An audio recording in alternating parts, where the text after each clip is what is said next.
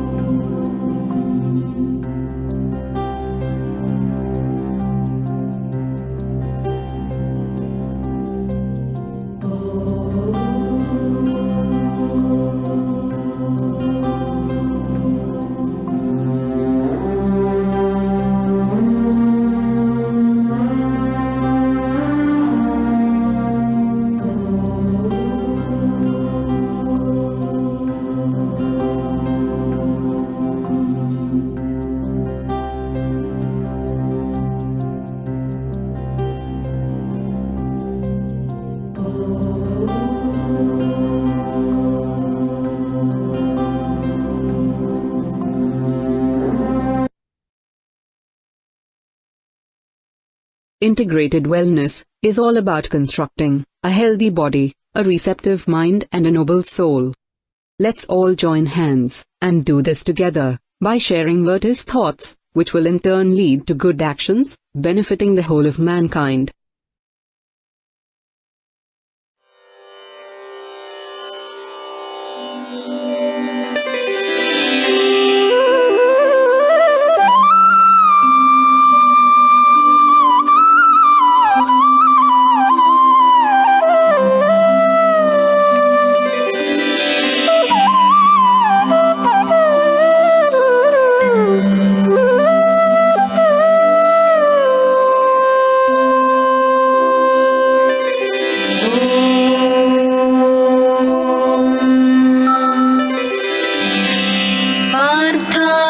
प्रतिबोधितां भगवता नारायणेन स्वयं व्यासेन ग्रथितां पुराणमुनिना मध्ये महाभारतम् अद्वैतामृतवर्षिणीं भगवतीम् अष्टादशाध्यायिनीम् अम्ब त्वामनुसन्दधामि भगवद्गीते भवद्वेषिणीम् नमोऽस्तु ते व्यासविशालबुद्धे फुल्लारविन्दाय तपत्रनेत्र येन त्वया भारततैलपूर्णः प्रज्वालितो ज्ञानमयप्रदीपः प्रपन्नपारिजाताय स्तोत्रवेत्रैकपाणये ज्ञानमुद्राय कृष्णाय गीतामृतदुहे नमः।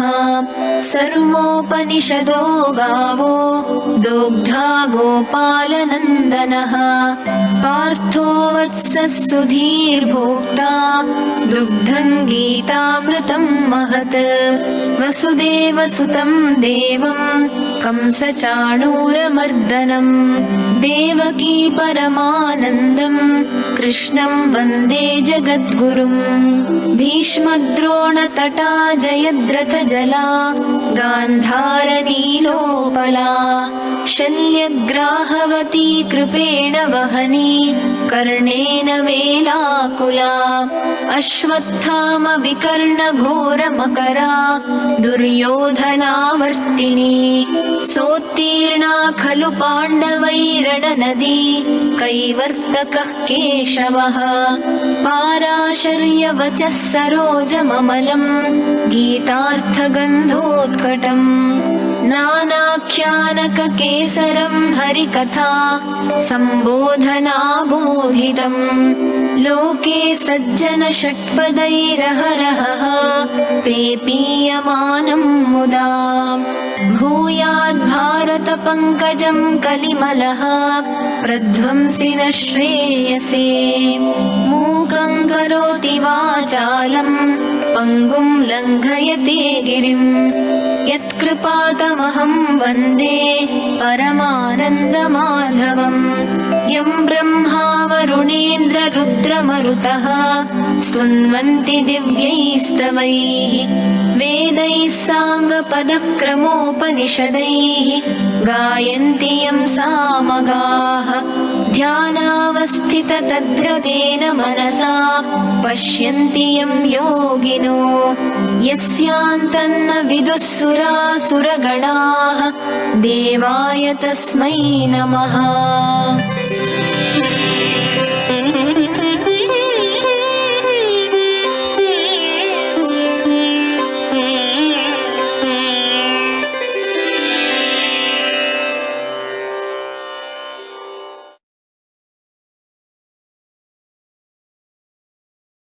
We always start by paying our respects to our revered facilitators. Their dedicated selfless support is the force behind the success of IWSP.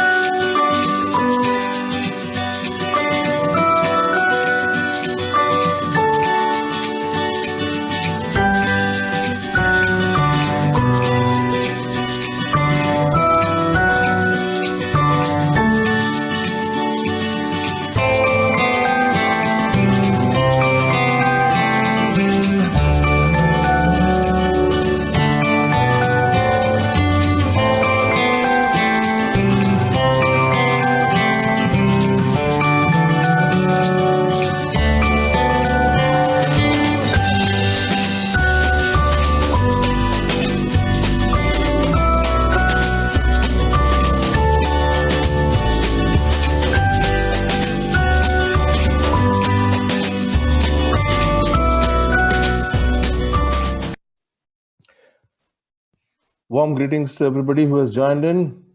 Welcome to this special session of IWSP. Do visit ceRIMed.in. Do join the Facebook group of ceRIMed.in and also subscribe to the YouTube channel in order to get this and some more videos which keep happening on the programs what ceRIMed has from time to time. A special message from Swamiji. An important message. Kindly note the contents. We have been learning about DASH, proper diet, proper activity, how to lead a stress-free life, and how to bring in change in our habits. Now, after learning, it is our responsibility to share the achievements that we have done so far, so that the people will listen to you and you will be able to inspire somebody else to practice this and get the benefits that you have been getting so far. Dear friends, may I request all of you to share a 2-minute video explaining how you have changed your diet from normal previous diet, whatever I was having, to a good healthy diet. How I have increased my activities, maybe walking, running, sports, yoga, pranayama, and etc. How the stress management techniques have helped me to become better or a stress-free person. How I have replaced my bad habits by good habits. It will be really useful to share in brief the experience that you are enjoying, the benefits you have got. Thank you. Namaskar.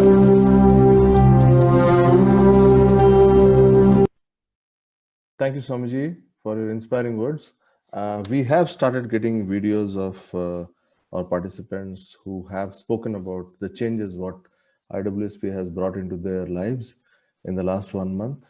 And of course, we through this video request and inspire more number of people to come forward and share their experiences. And as we told earlier, you can direct message us or you can send it in the group. The way you want to share your experience, it is entirely up to you. This is another very important message from Swamiji when he talks about IWSP batch 3 and since a very good thing is happening, which they are experiencing, and they should ensure that the people who are close to them, people who are near to them, their colleagues, their friends, they can bring them onto this platform and be a part of this activity. An important message. Kindly note the contents. Statistics says that as individuals, each one of us can influence 7 people. In line with this thought, we must endeavor to propagate the IWSP Batch 3 amongst our near and dear ones and ensure that, if we have been benefited from the program, we must convince at least 7 more people to join. The Google form for IWSP Batch 3 has been made available. My good wishes and thanks to all for supporting IWSP. We take pleasure in introducing Reach Healthcare. Reach Healthcare works for IWSP for all the back-end support activities.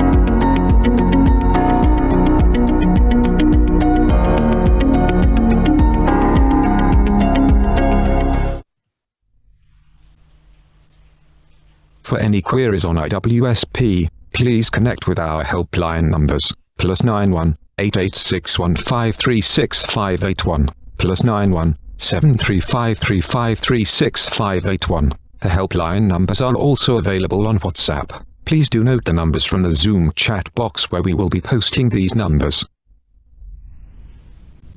We begin the session of Integrated Wellness Science and Practice, Batch 2.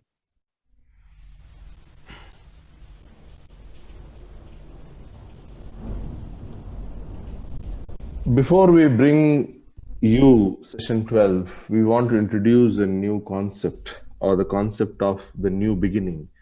As you all know that the exposure for 4 weeks is coming to an end today with the session 12, where we are meeting 3 times in a week. However, we say that this is not the end. This is actually a new beginning, because whatever you have learned is just it is not even the tip of the iceberg. It is you haven't had the glimpse of the iceberg also. So when it comes to learning, when it comes to practice, it is something that has to continue. And once it continues, then only you'll be able to take it forward. So that is the concept of IWSP for life. You have to become a part of IWSP for life. The program for IWSP for life happens in every 14 days. So you will also join that program from this batch, which the earlier batch was doing. We have this IWSP for life program tomorrow, Sunday, here in India, and corresponding to the time in other parts of the world, at morning same time. It starts at 6 a.m. and it has its own schedule, and it has its own level of practice. That program is to ensure that you continue being with IWSP, because this is not something, a one-time activity. It is a program. It is IWSP for life. So that is the concept of IWSP for life, which we thought we'll introduce to you. This is what we said, that we believe that learning and practice must continue for wellness. We all have embarked on this unique wellness journey together for the last 4 weeks. This togetherness needs to be carried forward. We introduce to you IWSP for life. So today's session, we begin, as I keep saying, with all that is good. Swamiji will be taking us through yoga, dhyana, and pranayama. He's going to give you the capsule. He's going to give you the module with which you can start your day every day. And then Dr. Sushil's presentation is going to be there. He's going to summarize. He's going to talk of new concepts. He's going to talk about cancer. He's going to talk about meditation. He's going to talk about new subjects, as well as he's going to summarize his thoughts, whatever he has expressed in the last 11 sessions. And then, of course, we will have the organizers, the people behind the show coming forward, and also the participants coming forward, opening their videos during the last 15 minutes, and then we'll close. So we'll close at India time, 8 o'clock sharp. So with this, I hand it over to Swamiji and Naresh to carry forward the yoga practice session. Over to you, Swamiji. Thank you. Namaskar. A warm welcome to all our esteemed IWSP Batch 2 participants. It has been a great learning together. IWSP for life. Today is the final session,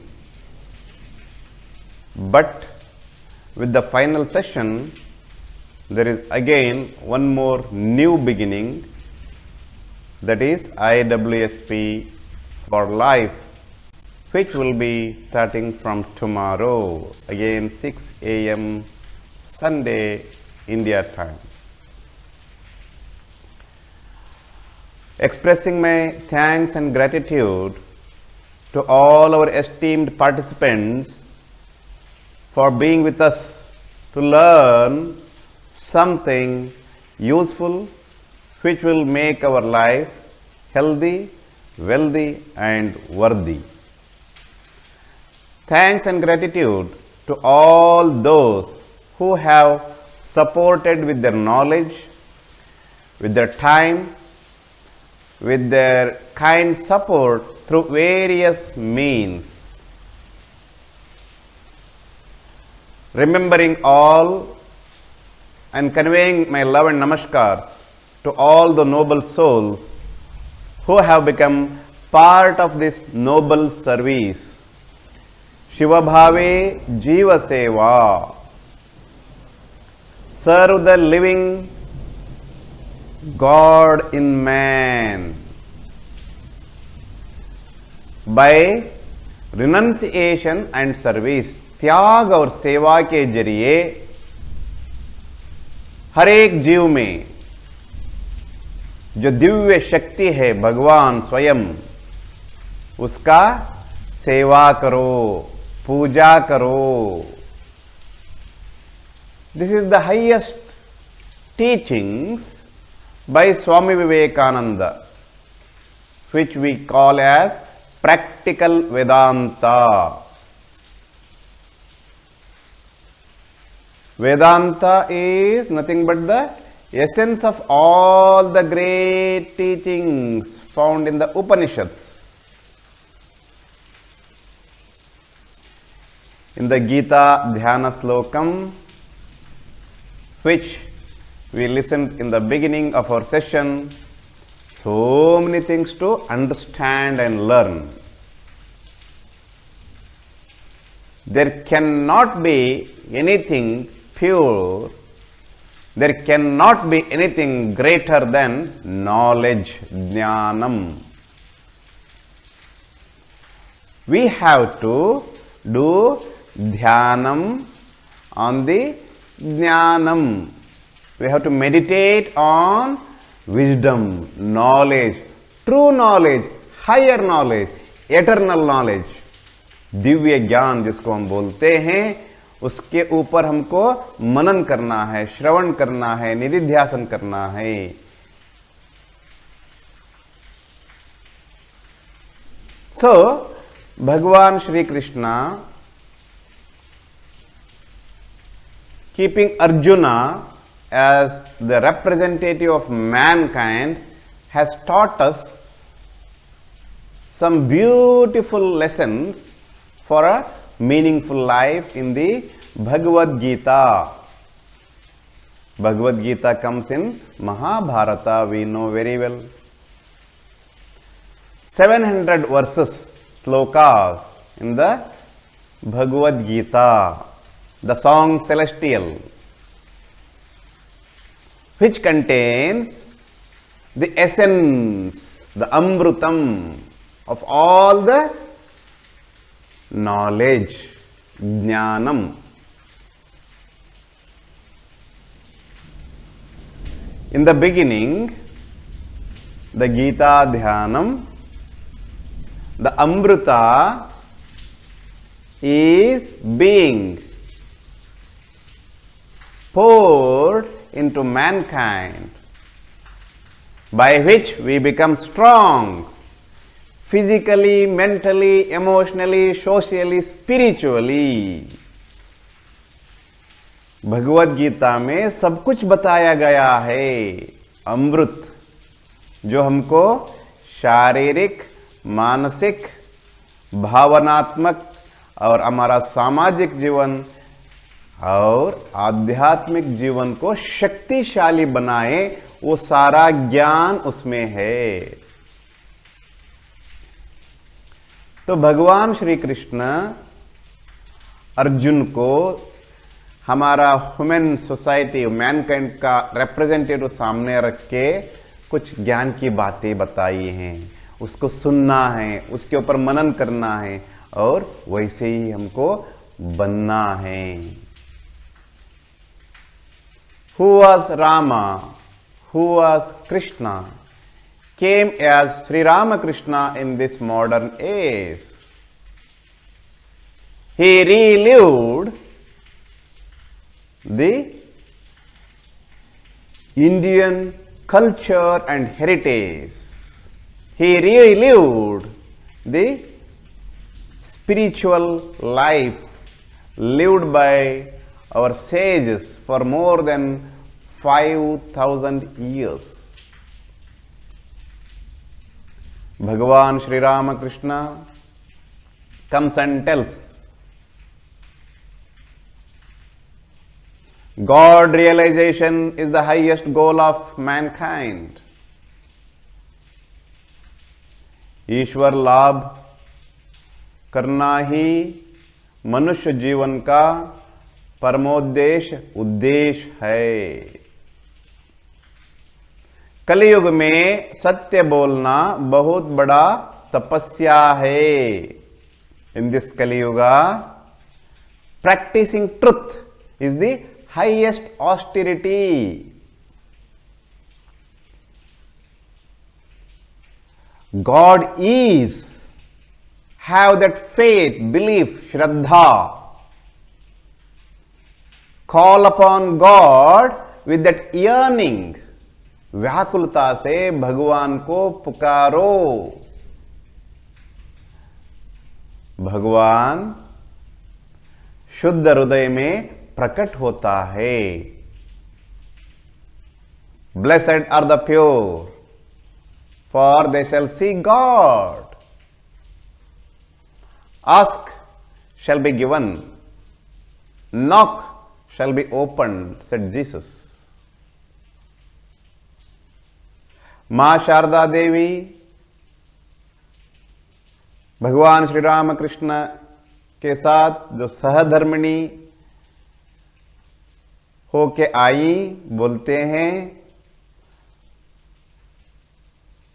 संघ एक बड़ा शक्ति है। Divine mother who came as Ma Sharda Devi as a spiritual power with Sri Ramakrishna tells, organization is the greatest strength. That's where this Ramakrishna mission and mutt established by Swami Vivekananda, the direct disciple of Bhagavan Sri Ramakrishna, who is the leader of all the disciples of Bhagavan Sri Ramakrishna, says, renunciation and service are the twin ideals for the regeneration of modern India. त्याग और सेवा, ये दो आदर्श हमारा इस भारतवर्ष को पुनरुत्थान करने के लिए, दो आदर्श को हम सब लोगों को अभ्यास करना है, जीवन में लाना है। That's where he founded this Ramakrishna Mutt and Mission, the headquarters which is located on the Ganges bank. Belur Mutt, which is 10 kilometers from Howrah railway station. Ramakrishna Mutt and Mission, Belur Mutt, Kolkata, has more than 200 centers in India and outside India serving the humanity. Atmano mokshartham jagadhitaya cha, for the salvation of oneself and for the good of the society. To attain that highest spiritual goal, which is called as God realization or moksha, at the same time by serving the society, by doing good to the humanity.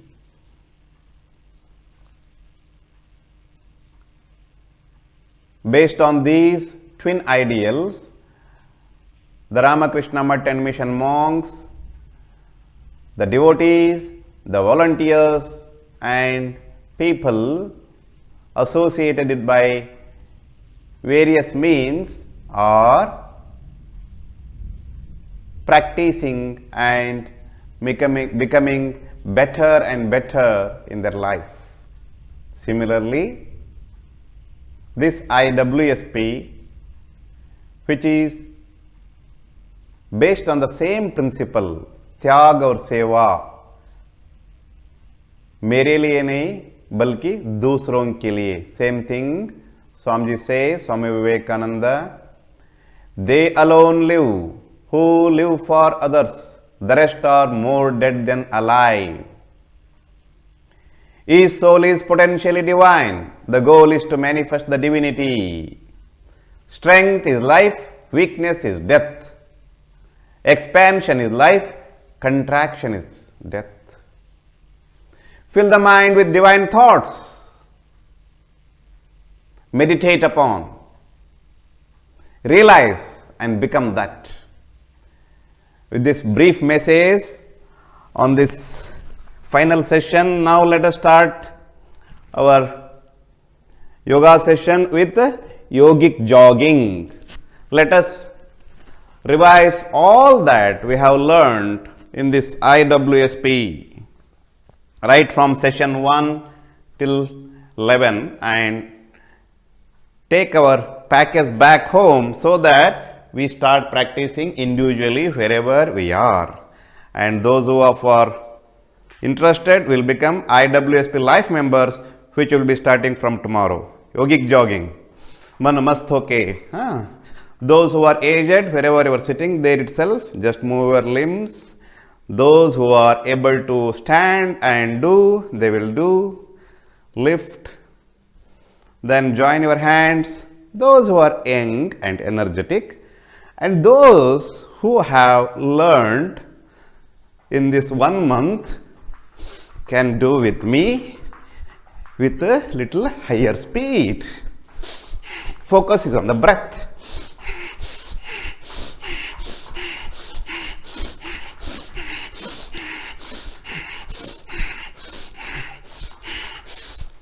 मन मस्त होके आनंद में breathing करते हुए free hand yogic jogging. Now jump.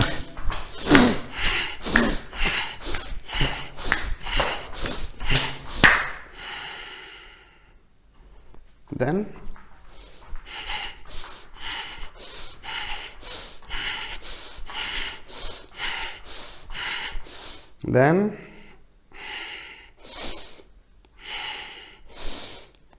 for a strong knee, for strong thigh muscles, bend and become straight. Expansion.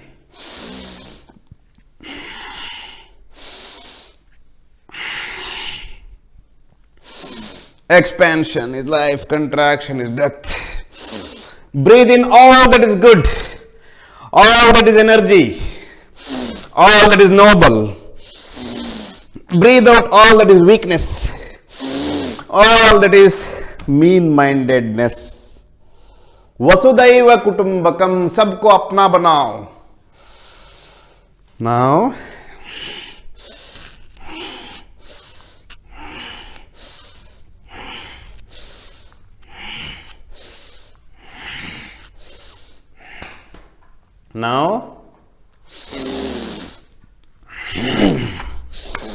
backward, forward.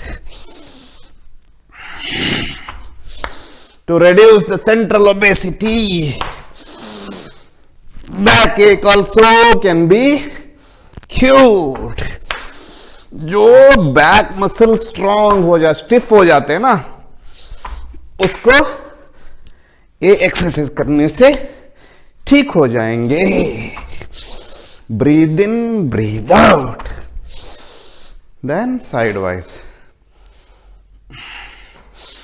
Haridwar में बारिश हो रहा है, ठंड बहुत है, लेकिन हमको गर्मी लग रहा है. अंदर का गर्मी अगर आप जनरेट करना सीखो, बाहर का गर्मी कुछ नहीं कर सकता है. हीटर लगाओ, कैप लगाओ, स्वेटर लगाओ, कुछ उल्टा पुल्टा खाओ, सुबह सुबह उठ के दूध में चाय पत्ती डालो, चीनी डालो, ठंडी में 1 कप 2 कप 10 कप पीते रहो. What a myth it is to have repeated tea and coffee. क्योंकि आप सब जानते हैं, you all know what it contains actually. So, बढ़िया से एक्सरसाइज करोगे, बॉडी वार्म अप हो जाएगा. Do proper yogic jogging, free hand exercise. You will get the strength flowing, the energy flowing. You will get the warmth, the heat that is required to keep your body active.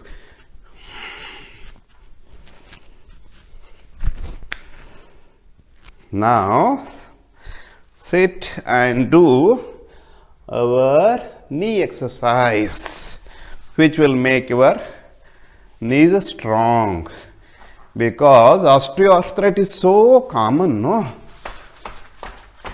Muscles around the knee, if they are not strong, you will get knee pain. At the same time, calf muscles, they are the peripheral heart. Proper blood circulation making your muscle strong around the knee. You are free from knee joint pain. Then ankle.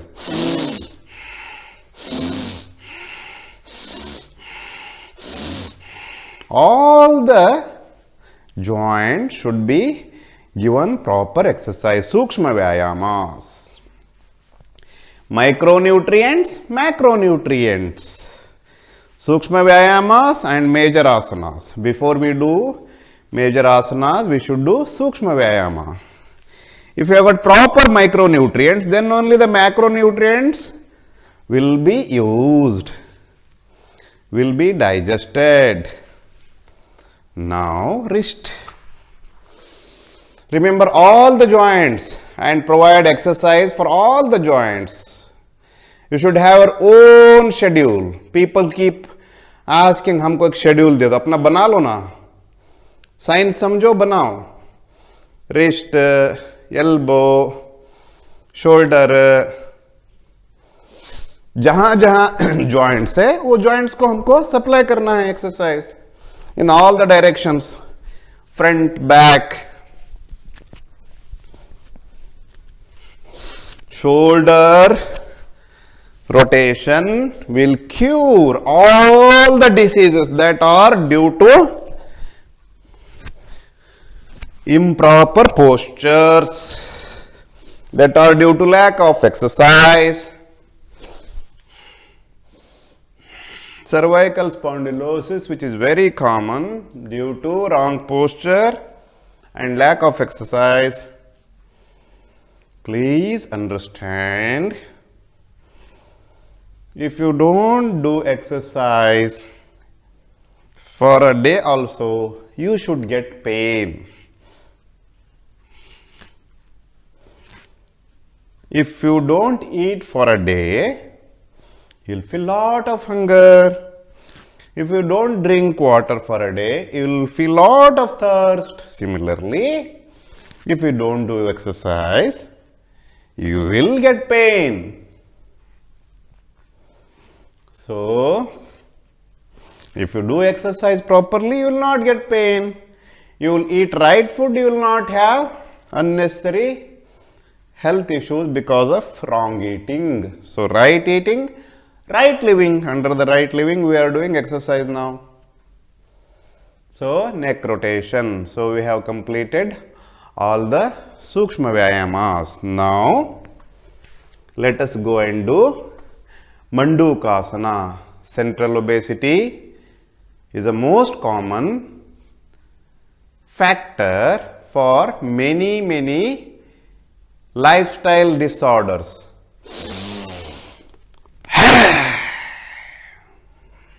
मन मस्त होके आनंद में, love to do asanas. Diabetes के लिए, sugar के लिए 1, 2, 3, 4 गोली लेते हैं, लेकिन एक्सरसाइज नहीं करेंगे, खाने में सही खाना नहीं खाएंगे. जिसको दवाई लेना है लेने दो, हमारा कोई एतराज नहीं है. But who love themselves, ahimsa. Don't injure your body. If you want to practice this, you should do proper asanas. Mandukasana definitely has a great role in reducing central obesity, thereby improving all the dis-ease, lack of easiness.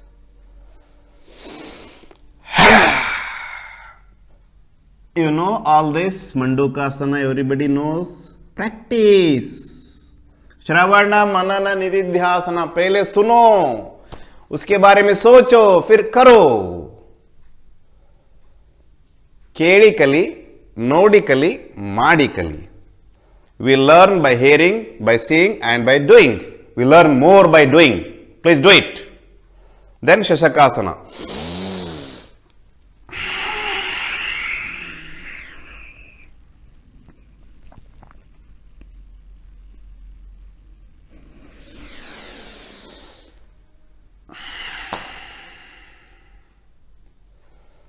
Then camel posture, Ustrasana.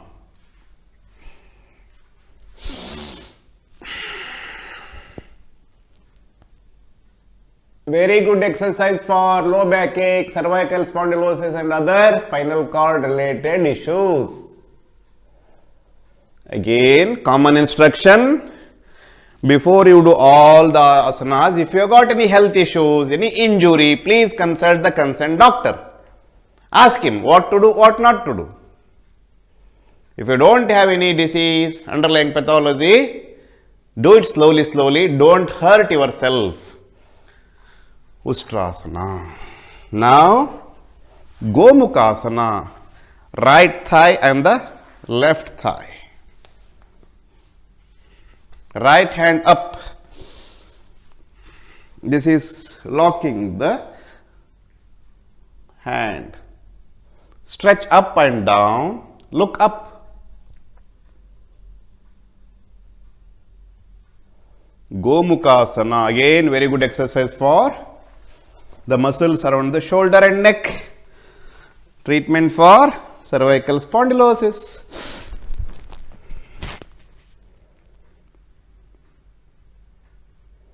With a smiling face, stretch up and down, look up, Gomukasana. Then Vakrasana, twist your trunk.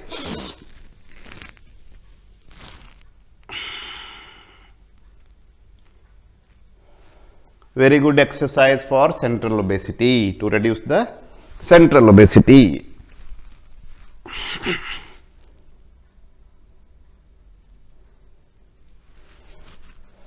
So we have finished our 5 asanas in the sitting posture. Now on the lying posture.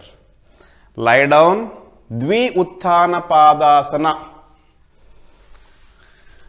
Lift both the legs to 30 degrees. Then comes to 90 degrees. Sarvangasana. Then goes Halasana. Let us practice Dvi Utthana Padasana. Then we'll practice Sarvangasana. Then we'll practice Halasana. You know the benefits to make the abdomen muscle strong.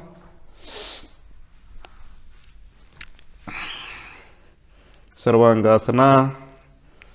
Go back, Halasana.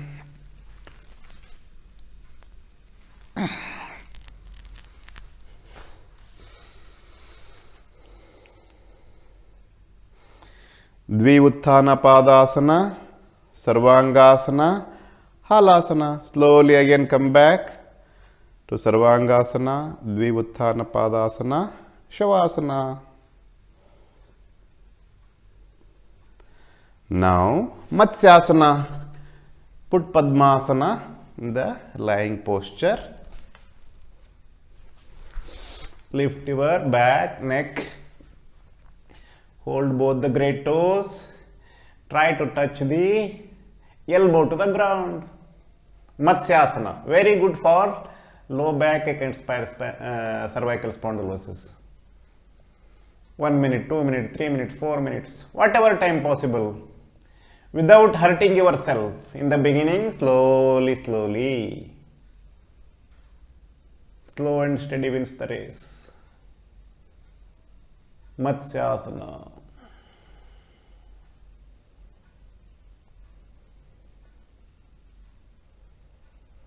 Relax.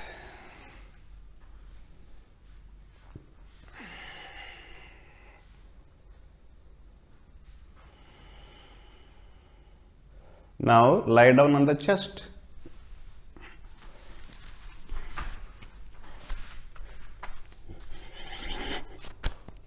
Bhujangasana.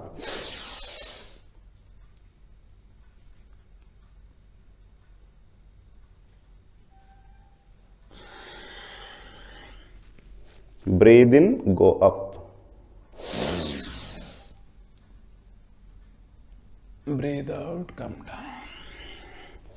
10 seconds, 20 seconds, 30 seconds, slowly, slowly. Then Dhanurasana.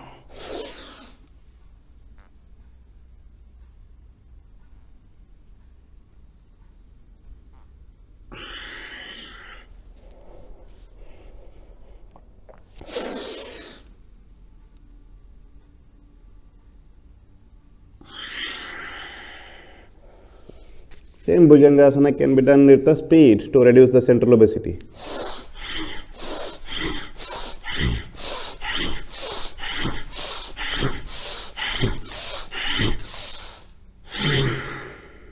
Then relax.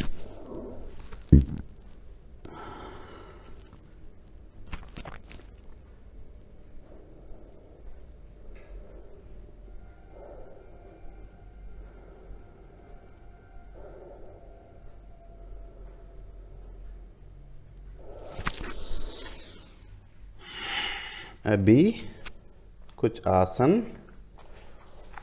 हम करेंगे खड़े होके. Shalabhasana, yeah. After Bhujangasana, Shalabhasana. Now we'll do some postures in the standing. Rukshasana, stand on one leg.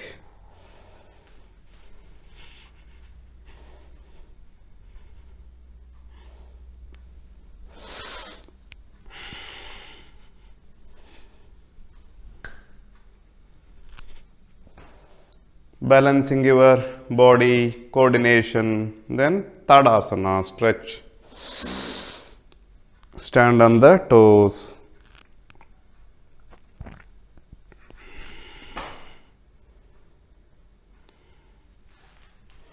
Increase the concentration in school going children and of course in everybody. So Standing exercise we have completed. Now we will move to pranayama. As we said, the physical body, which is called as Annamaya Kosha, should be kept in good condition by right eating and right living. By this time, we know when we sit for pranayama, we should also remember the philosophy, science behind pranayama, prana shakti. So let us practice Anulom Vilom. When I am talking, please keep on practicing Anulom Vilom.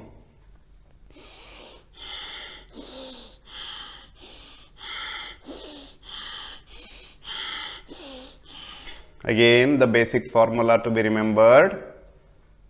Slowly.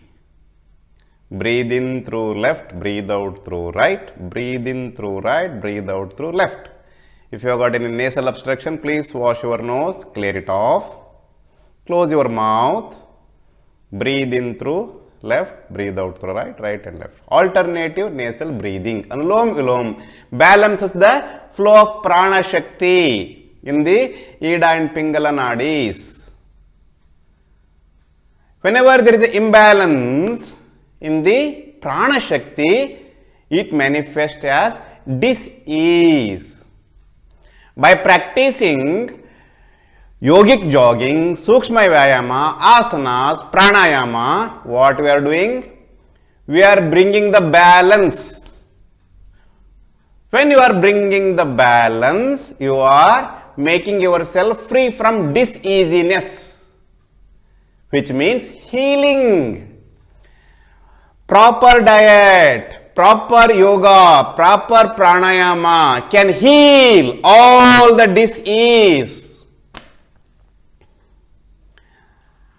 As an ideal participant of IWSP, we should understand, we should reinforce ourselves with the great learning, what we have been learning and practicing together for the last 1 month. If somebody feels this is the most useful knowledge I have got, which is very precious, evidence-based, scientific, useful, I request, remember and practice without fail, right eating, right living. Pranayama Anulom Vilom complete करने के बाद करते रहिए bhramari.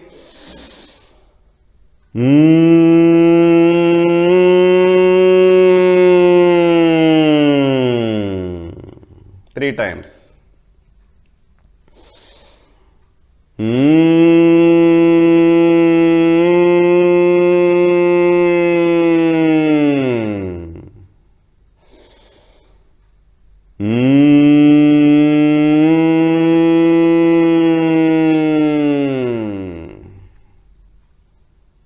Again, pranayama.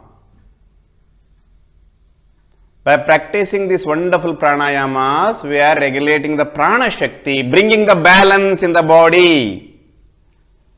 That is an important point to be noted, which can make you free from anxiety, depression, which can make you free from all the aches and pains in the body because of imbalance, which can make you energized by proper flow of energy, which can make you happy by feeling divine thoughts in your mind, which can provide you right knowledge, which can give you your real Swarupa, bliss, Sat Chit Ananda.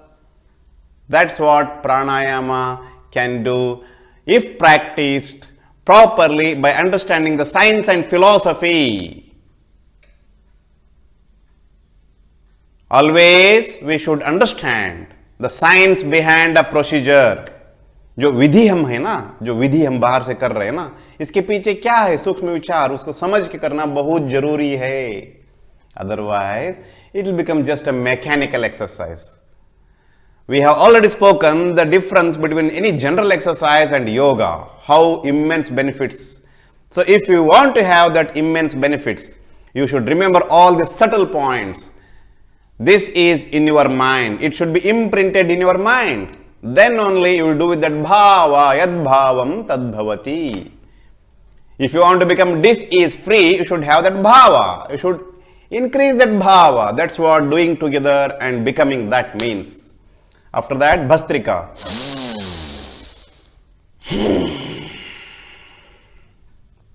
Increase the lung capacity.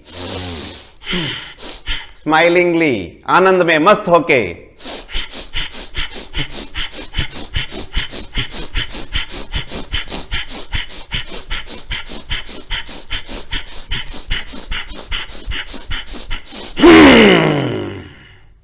इस ठंडी में भी पसीना निकाल सकते हैं. जो रोज सुबह उठ के पसीना निकालेगा उसको कोई बीमारी नहीं होगा. Because you are removing all the waste products in your body. Accumulation of waste products. Imbalance in the body mind leads to dis-ease or lack of easiness. If you want to find that easiness, swasthya, we should practice regularly without fail. जैसे हमने बताया, एक दिन खाना नहीं खाने से भूख लगता है, भूखमरी से मरते हैं हम. लेकिन कितने दिन हम गुजारते हैं without exercise? Unknowingly we are dying.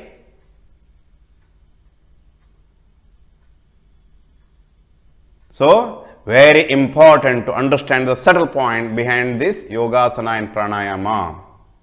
Bhastrika.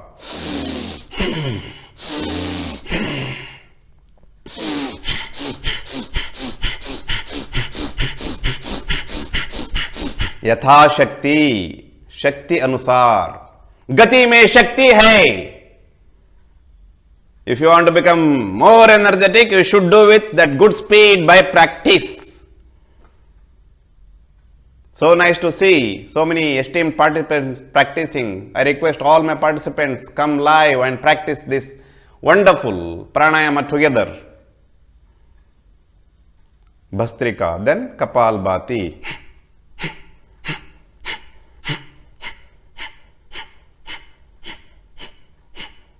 The prana shakti which is entering through the nabhi is being distributed to every cell, the internal organs, the liver, the spleen, the intestine, the pancreas, the bladder, gallbladder, the adrenals, all are getting good exercise. They are becoming healthy. Kapalbhati for prana shakti, Kapalbhati for healthy internal organs, Kapalbhati for reducing central obesity, making abdomen muscle strong, immense benefits.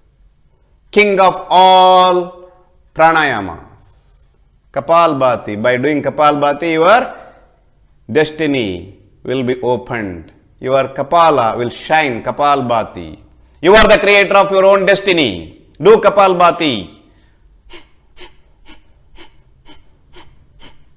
बढ़िया सा सुंदर सा music लगाओ, भजन लगाओ, मन मस्त होके भजन गाते गाते, भजन सुनते सुनते. Understanding the science behind Kapalbhati, let us practice Kapalbhati.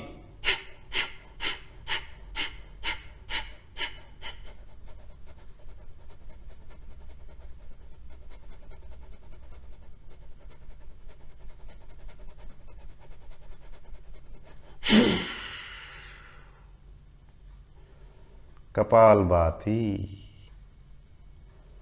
Ujjayi pranayama. Throat को टाइट पकड़ना है, सांस खींचना है. Solution for all the thyroid problem, throat problems.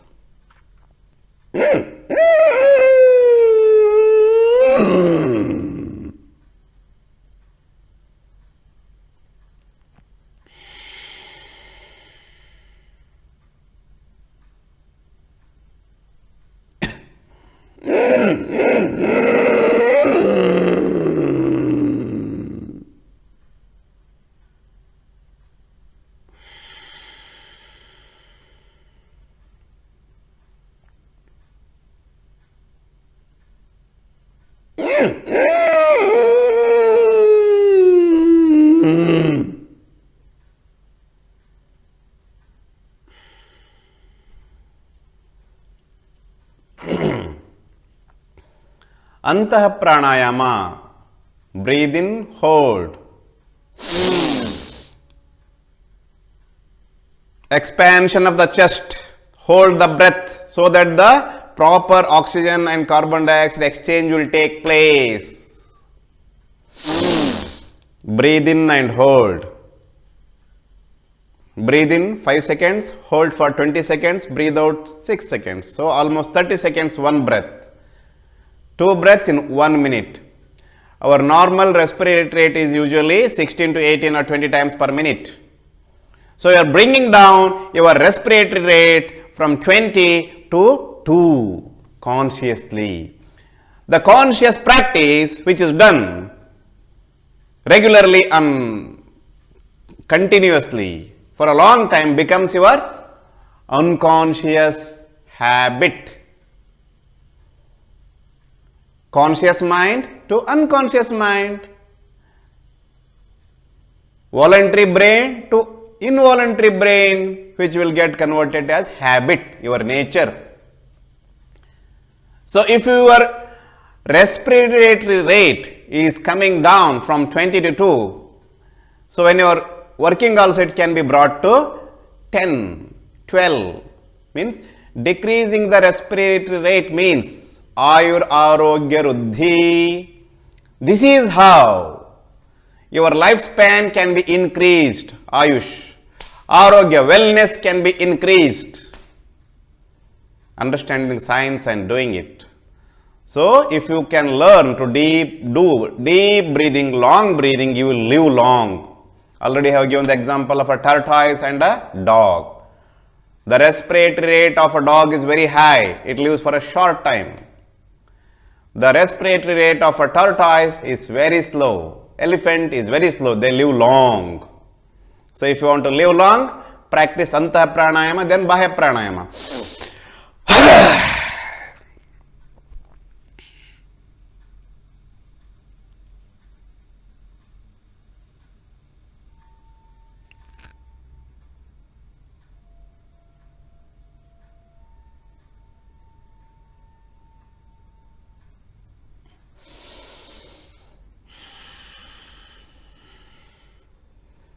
So, when we practice Bahya Pranayama, we are in a state of hypoxia that will stimulate your bone marrows to produce more hemoglobin. Anemia can be treated. Your willpower to do good things increases.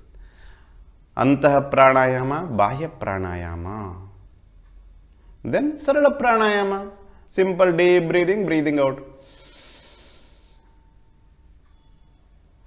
Breathe in, hold for some time, breathe out. You can do this wherever in your office, wherever you are there, when you are talking to people. So, do Sarala Pranayama, conscious, deep and long breath, which is also part of meditation. Yogi Jivan, yoga should be way of life, right from your morning to night and when you are sleeping also, yoga nidra. If you practice whole day yogic life, then you can have yoga nidra. So, yoga should be our part of life. Now, let us practice Omkara.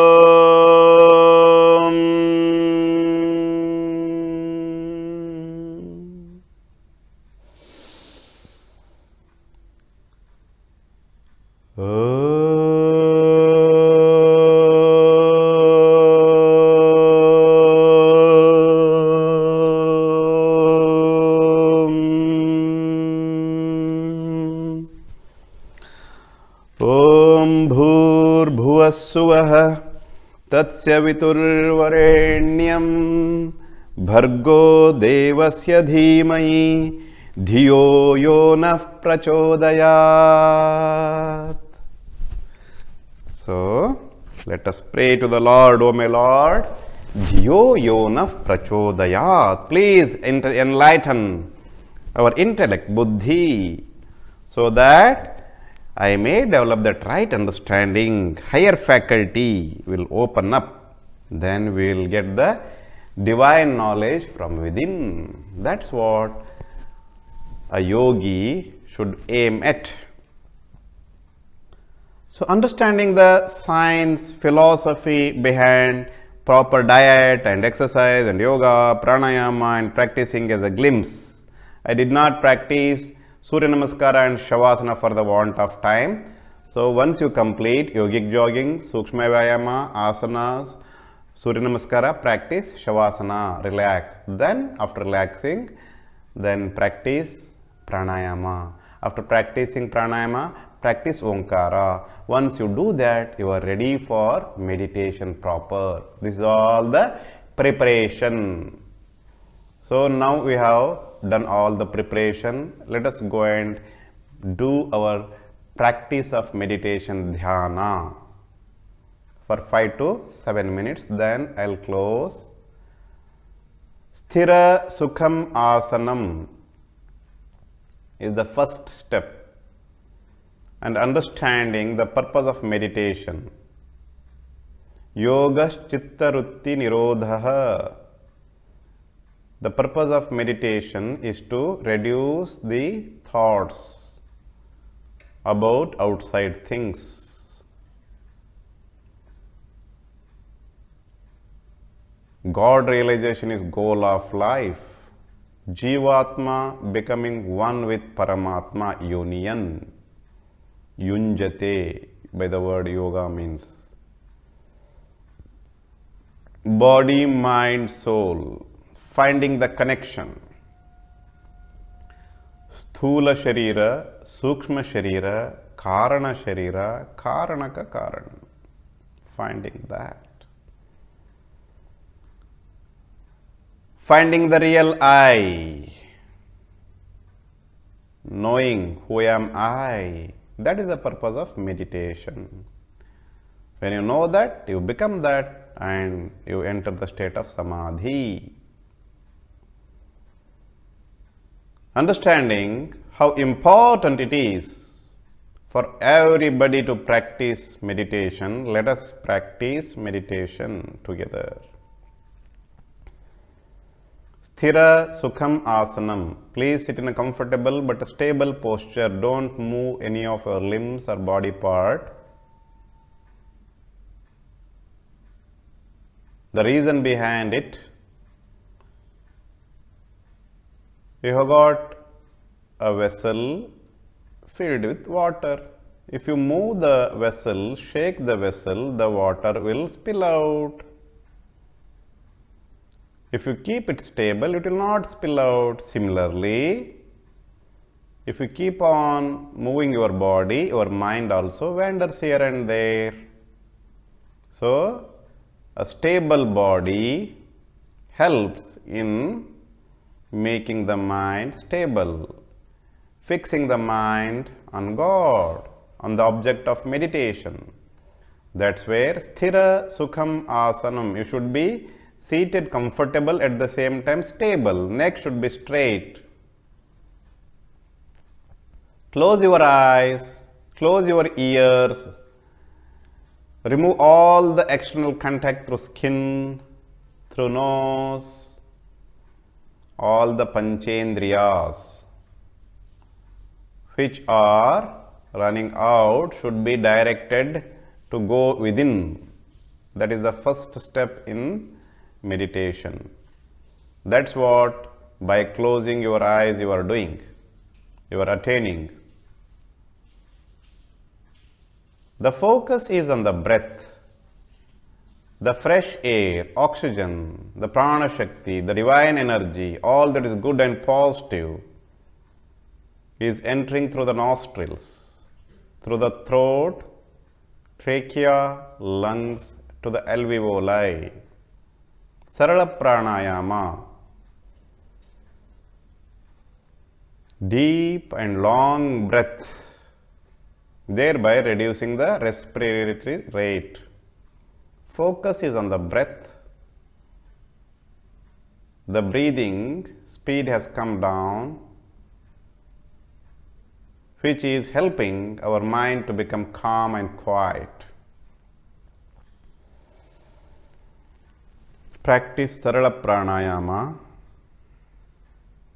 while you are in Sthira Sukham Asanam. You are feeling the air entry and the exhalation, inhalation, exhalation.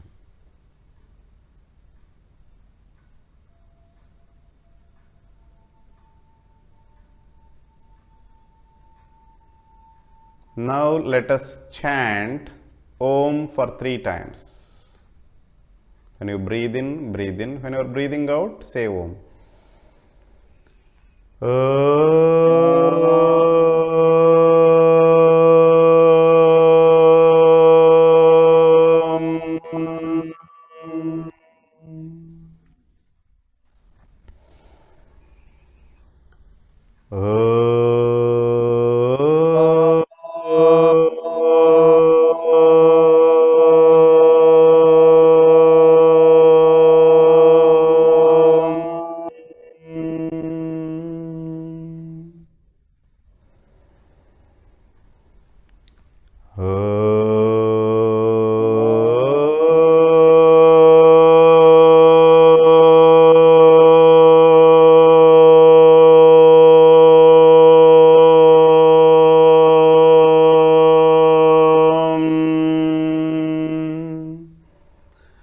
After chanting Om, let us pray to the Divine Lord, all the sages, all the great teachers and our elders to bless us so that our meditation becomes fruitful. Please pray. Take their blessings. After taking the blessings of the Lord, the sages, all great teachers, our elders, now let us pray for the wellness of all. May all the beings in the east, west, north, south, top and below, wherever they are, let them be happy. Let them be contentful. Let them be at their best of wellness. Thereby, peace, happiness, wellness is established everywhere. By praying for the peace, happiness, wellness of all, we find peace, joy, happiness within. A calm and quiet mind, a happy and contentful mind is very useful for meditation. The focus is on the breath. Mind is calm and quiet and happy and contentful.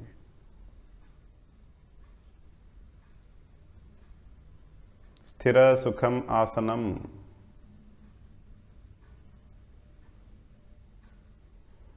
The next meditation proper step is to meditate in our Hridayakasha, the spiritual heart, which is situated between 2 lungs in the center of the chest, from where bhavanas, emotions arise. There, the infinite space within. Go there. Your Lord is already there waiting for you. Offer your sashtang pranams to your own Lord. A Rama, a Krishna, Ramakrishna, Vivekananda, Hanuman, a Kali, a Durga, a Ganesha. Your Ishta Devata is seated in the Hridayakasha, spiritual heart. Go there. He is smiling at you, the divine smile. Hasanmukhi, Mandahasa. Looking at his face, we are free from all the pains and agonies.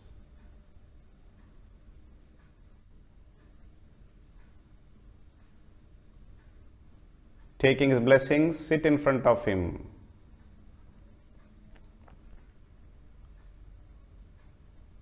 Just be with him, spend some wonderful, joyful moments with him by meditating on the divine qualities. Prathama Pratima Puja. First, let us worship him in the image form. Then take the divine name. Om Namah Shivaya. Om Ganeshaya Namaha. If you are initiated devotee in any tradition, take the divine name along with the Bija mantra as taught by your teacher, Mantra Diksha Guru. Do the chanting of stotras, hymns.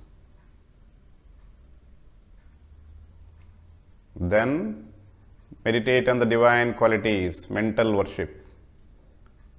When it goes on, you enter the state of dhyana and just be there, finding the joyful moments within.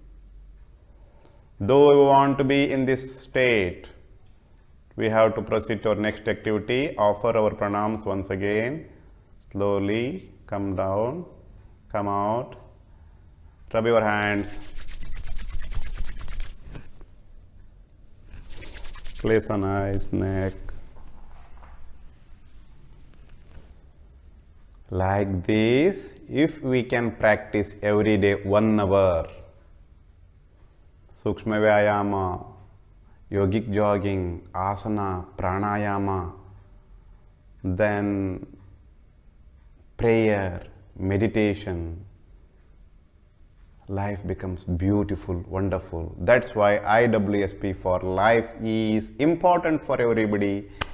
Requesting everybody to practice IWSP for lifetime. Make your life a wealthy, healthy and worthy life. Now I hand over to Dr. Sushil Sharma for one more important talk. I'll say the knowledge is so infinite, there is no end. Joto bati toto siki. As long as I live, I do learn, said Sri Ramakrishna. Though Dr. Sushil Sharma has a lot to teach and share, today he will specifically focus on a topic which will be very useful for us, and he will continue to speak during our IWSP for life. So once again requesting everybody to join the IWSP live, which will be starting from tomorrow. Let us listen to Dr. Sushil. Namaskar. Thank you, Swamiji. That was a beautiful, complete yoga session with yoga, asanas, sukshma vyayama, pranayama, meditation, 1 full hour. So all of you, if you practice that in your own time, in your own home, you're almost there towards wellness. So we talked about the DASH, the diet, activity, stress, and habit, and gave you various practices. I thought I'll just summarize it a little differently today. So if wellness is your goal, and at least at our level, we are reaching this wellness outside in. So the very first thing we talked about was the balance. Now, you may have attended several seminars where people may have told you about this diet and that diet. Our emphasis was really on balance. So the first balance with regard to your food you learned in this program is that you have to balance the feeding and fasting. Now, it's very important to know this balance because these organs of digestion, the pancreas, the liver, the intestine, they are constantly working if you're eating. If you're eating 5 meals, they're working 5 times a day. If you're eating 3 meals, they're working 3 times a day. At some point, they need rest. You have to give your gut the rest. And that rest is the fasting principle that we talked about, the principle of intermittent fasting. Now think about it. Wherever you work or you do a business or you run a factory or you run a corporation, you have people working under you. And they work 5 days a week, and in the US, they have Saturday, Sunday off. Maybe in India, they work 6 days a week and they have a Sunday off.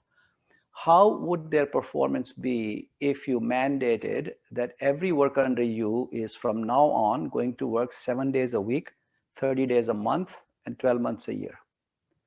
How is their functioning going to be for the betterment of your corporation? So think about the same way you're putting that pancreas, the liver, the intestine to work every time you eat.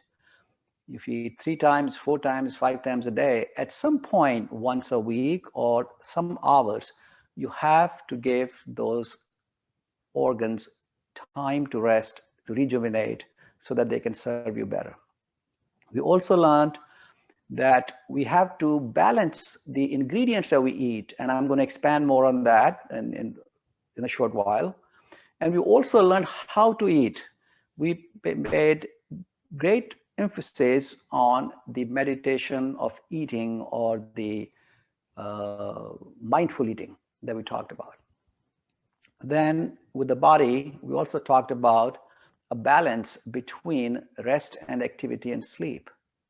At certain times, you have to rest the body. At certain times, you have to activate the body. If the body stays at rest all the time and there is no activity, it is going to deteriorate. The muscles are going to deteriorate. When the muscles deteriorate, the joints deteriorate. When the joints deteriorate, you get aches and pains. So it's very important to do periodic exercise, and we recommend the best exercise is yoga. It does not need a gym, doesn't need any financial commitment.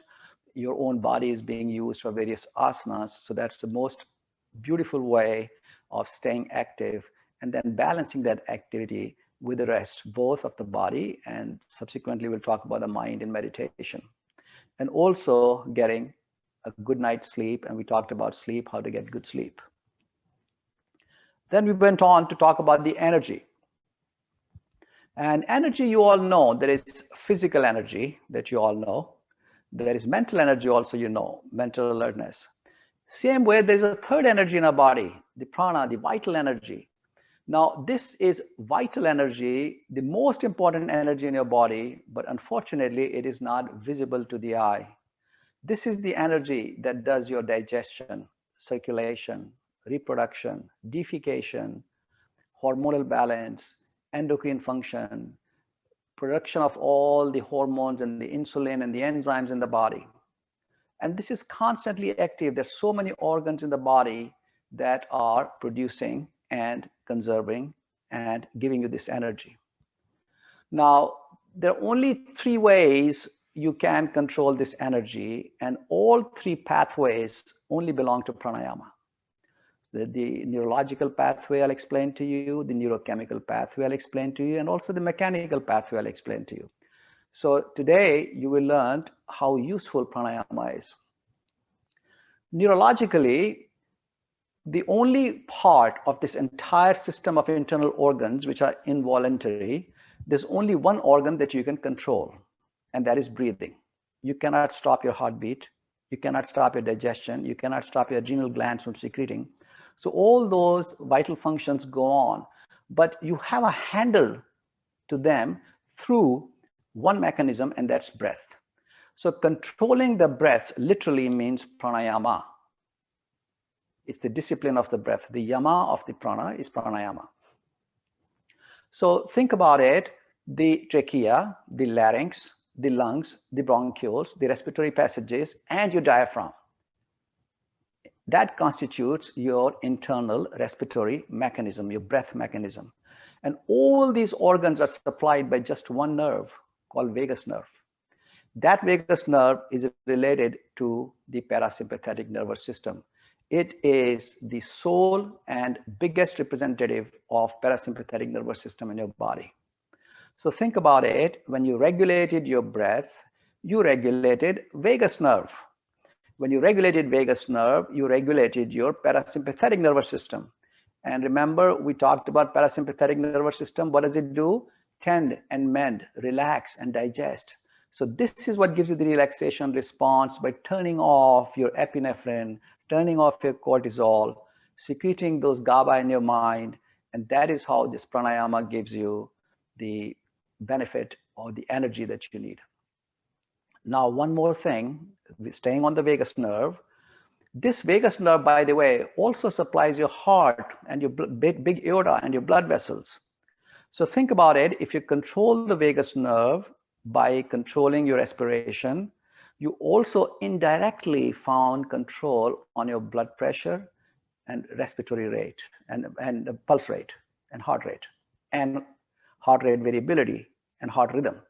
So this is how you control your function of the heart. neurologically, because vagus nerve also supplies your heart. Now, neurochemically, we already talked about cortisol suppression and epinephrine suppression. So that's the neurochemical mechanism.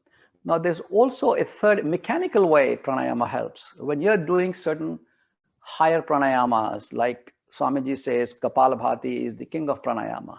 What are you doing? You're doing forced exhalation.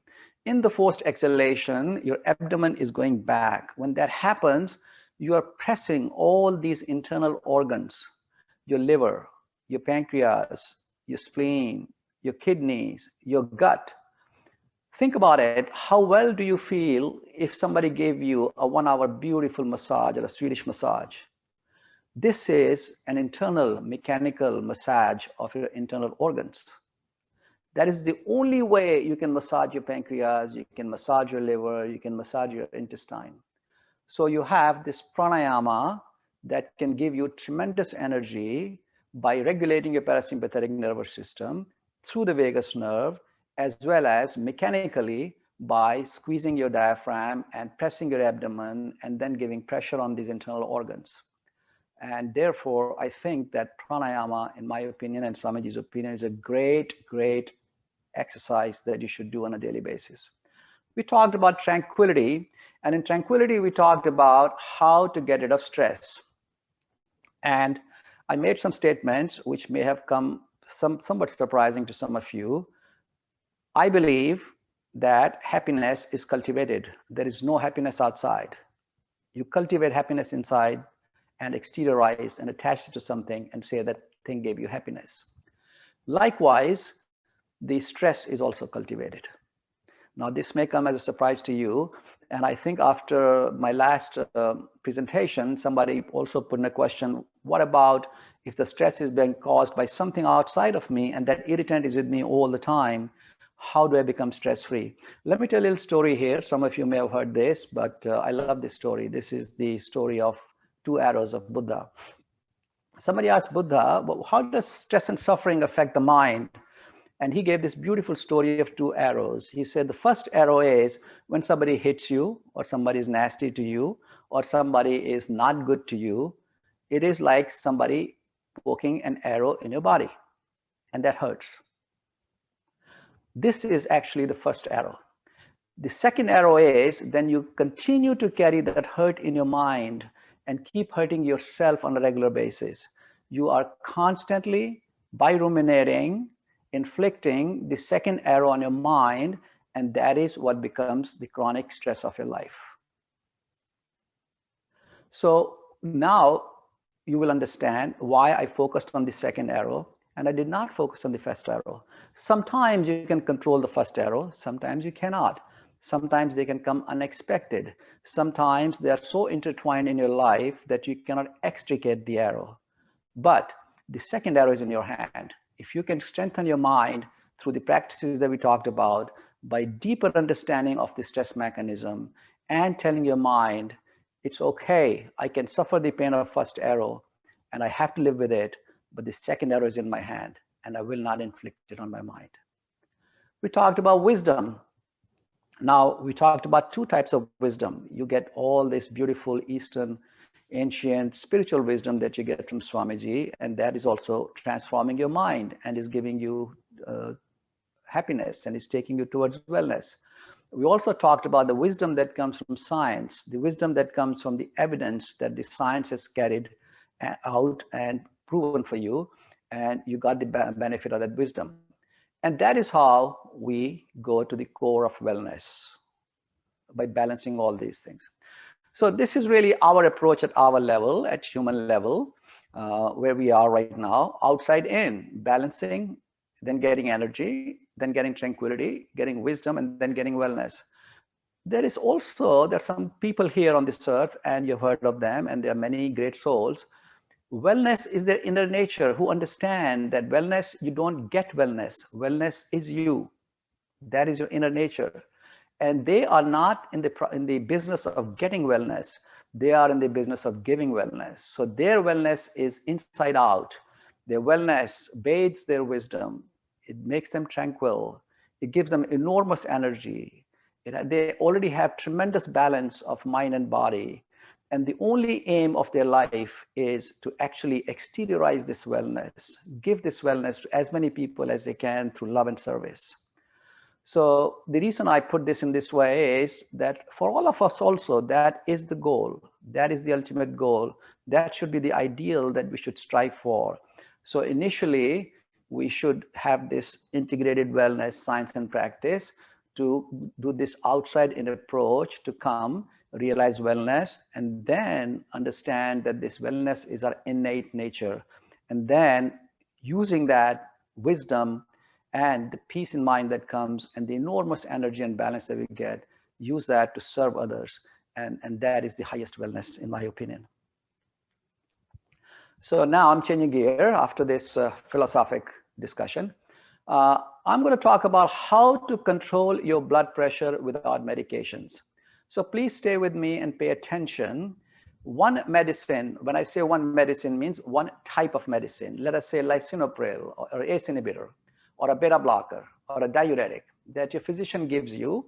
On an average, it lowers your blood pressure by 10 to 15 millimeter of mercury.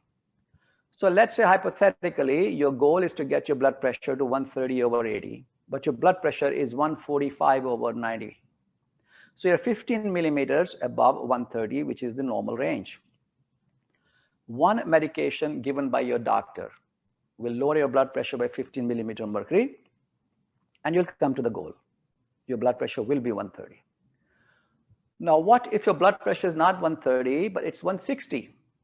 Now, to control it, he will have to add a second medicine because remember I told you one medication, 15 millimeter, that's all. And it peaks at that. After that, you can take as much of that medicine as you want, but it will not lower the blood pressure more than 15 millimeter. There is a ceiling to the effect of blood pressure medicine. So you take the two medications now. What if your blood pressure was actually 165 millimeter? Now it's 45 millimeter above the normal range. So you're going to now need 3 pills to control your blood pressure. So what are the takeaways here? Number one, if your blood pressure is 165/100, don't tell the doctor gave me one small pill, little bit, slowly, control my blood pressure. I will get the stress out of my life. I'll do this, I'll do that. Don't do that. Because the longer you keep your blood pressure untreated, the more damage it does to your internal organs. You go ahead and take 3 medicines to bring your blood pressure down. Now, with 3 medications, you're going to say, oh my God, I'm going to have side effects because each medicine then gives you side effects. So now I propose to you this. You either take 3 pills to get your blood pressure because 1 or 2 is not going to bring your blood pressure down. If you don't kid yourself because you're harming your body by keeping blood pressure constantly high and predisposing it to heart attack and stroke. Or I will tell you how to bring your blood pressure down 40 millimeter of mercury by taking no medication. But please don't go home and throw away your blood pressure medications. Keep taking your medications because the practices that I'm going to recommend take time and you may not be truthfully and honestly doing them exactly as recommended. But if you've done it for a month and you've done it truthfully and honestly as recommended in the correct way, you can lower your blood pressure by 30 to 40 millimeter of mercury. So all of you listening right now who are on 1 or 2 blood pressure medications a day, you can actually get rid of these medications in the way that I explained. So how can you do that? So think about it, begin with weight loss. 1 kilogram loss in weight brings your blood pressure down by 1 millimeter of mercury. But there's a ceiling. Up to 5 kilo you lose, you get 5 millimeter reduction. But if you keep losing, it's good to lose, but the ceiling is 5 millimeters. By changing to a healthy diet, the diet that we talk about, the whole food plant-based diet, which is focused on green leafy vegetables, fibers, and nutrients, and is less on salt and fat and dairy, brings your blood pressure down by 10 to 11 millimeter of mercury. So think about it. You lost 5 kilo in weight and you changed your diet to whole food plant-based diet. You have now lowered your blood pressure by 15 millimeters of mercury. And remember, I told you 15 millimeter reduction in blood pressure equates to getting rid of 1 blood pressure medication. So, but you have to give yourself 4 weeks to get this in. Salt restriction. If you eliminate salt from your diet completely, you lose 5 to 6 millimeter blood pressure right away. If you substitute the sodium salt by potassium salt, you reduce your blood pressure by 5 millimeter. So by the salt switching from sodium to potassium, eliminating sodium completely, you got another 10 millimeter drop in blood pressure. Now add to that aerobic exercise that increases your heart rate. For example, the yogic jogging that Swamiji talked about. If you do that for 10 or 15 minutes every day, that lowers your blood pressure another 5 to 6 millimeter of mercury. So now with weight loss and healthy diet, we eliminated 1 tablet because we got 16 millimeter drop in blood pressure.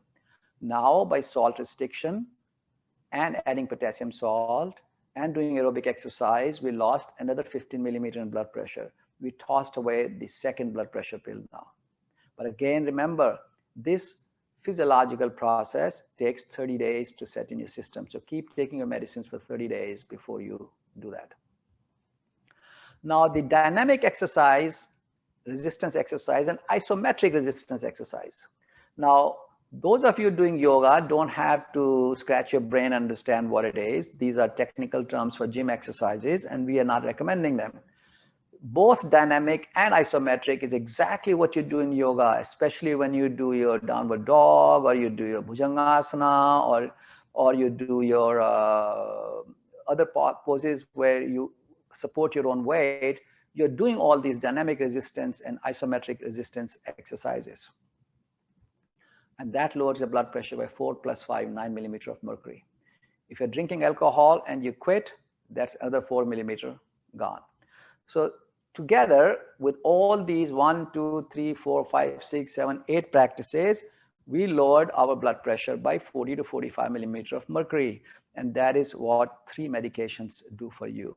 So please remember this and make sure that you do that on a regular basis and by full understanding and faith, and you can take care of your blood pressure.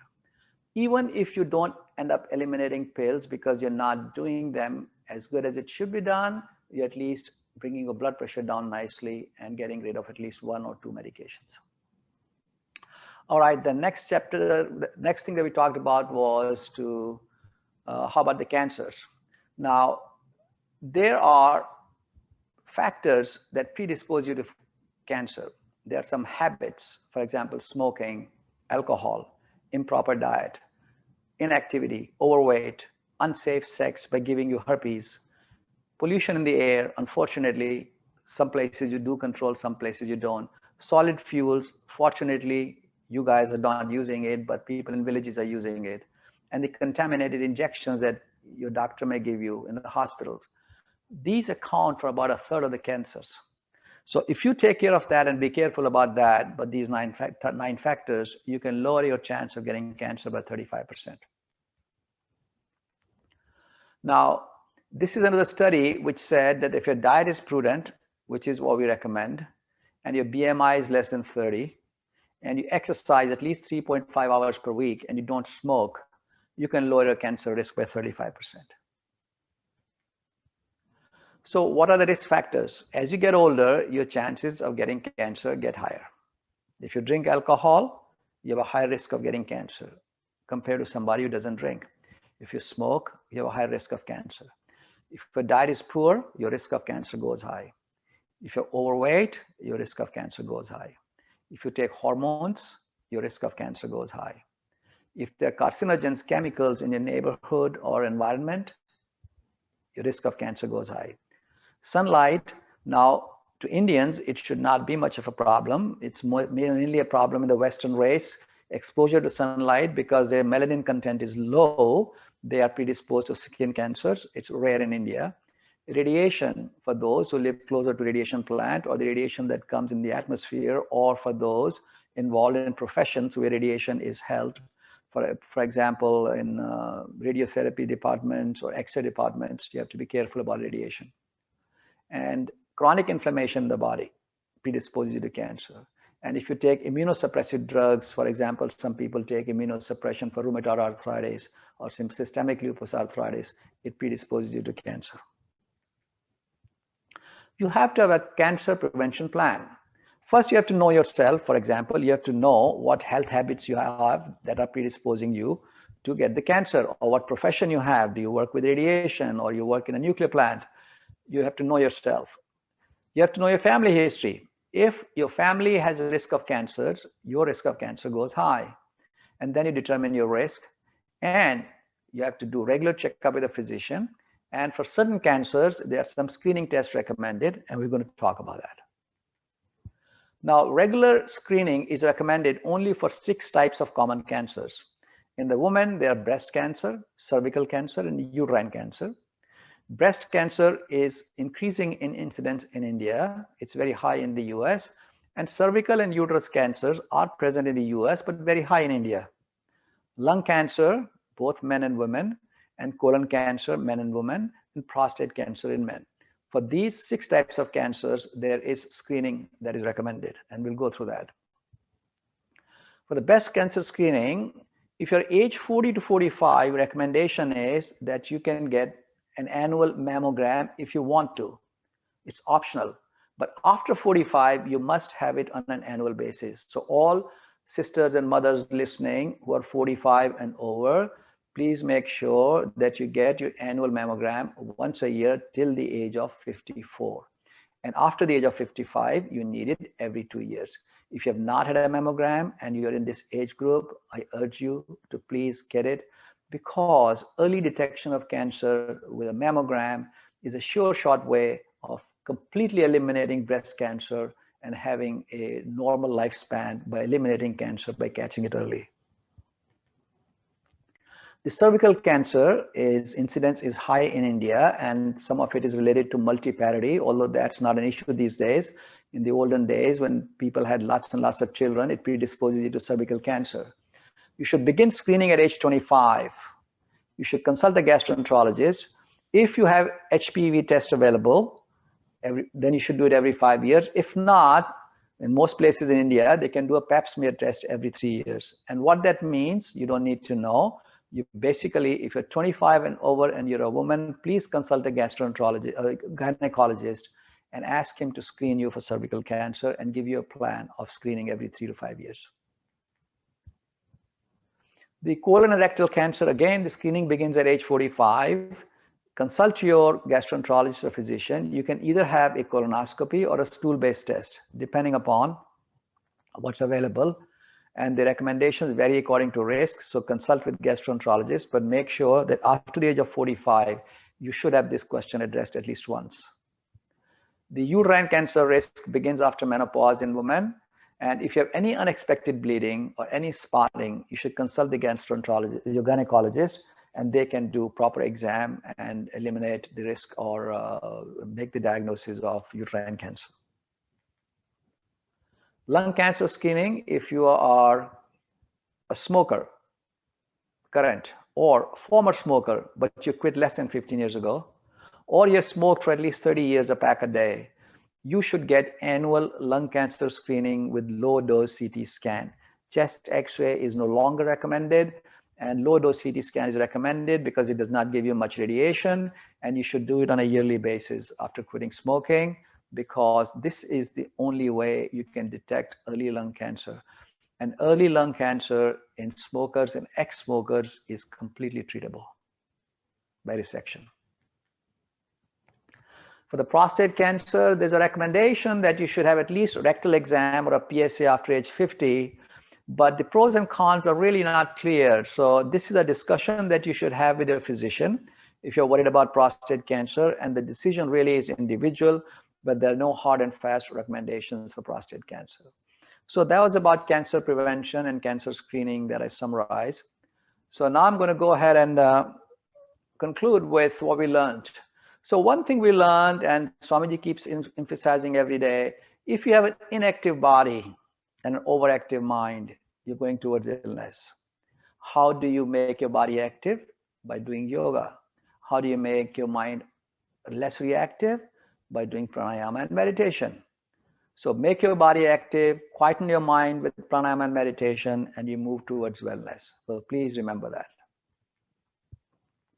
We talked about the 4 important components of the food, and we said that fruits, grains, legumes, and vegetables, plant-based, are the best ingredients. The more you eat them in their natural form, the more nutrients they provide you.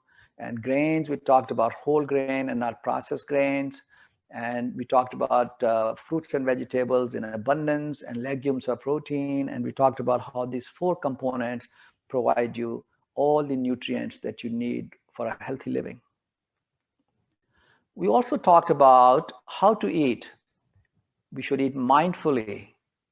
Mindfully, because all the food that has come on your table is a divine gift, and multiple people have worked hard to make that food available on your table, starting from the farmer who grows the vegetables, and the trucker who hauls it, and the grocer who brings it, and your wife who cooks it.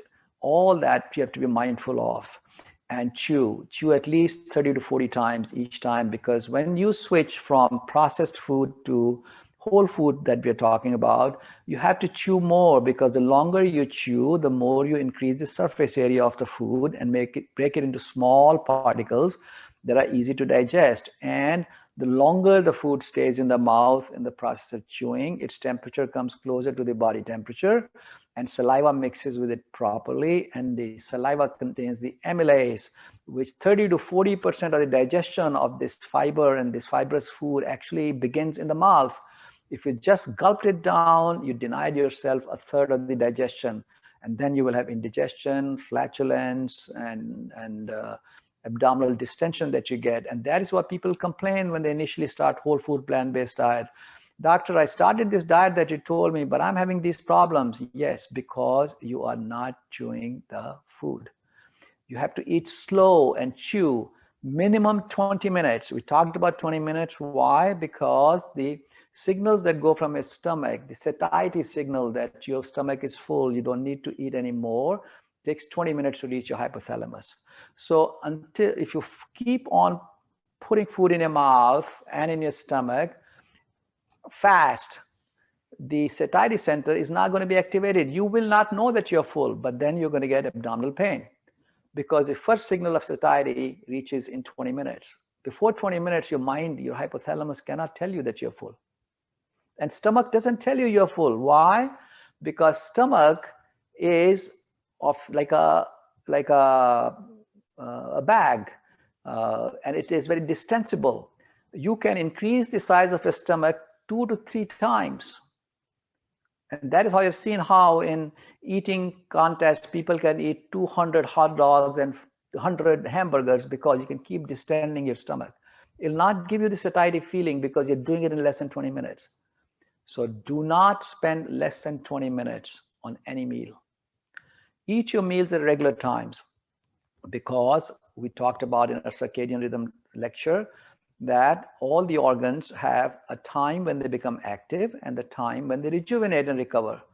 If your liver, your pancreas, and your stomach and intestine are used to certain times where they get activated and give you the digestion, then those are the times you should activate them.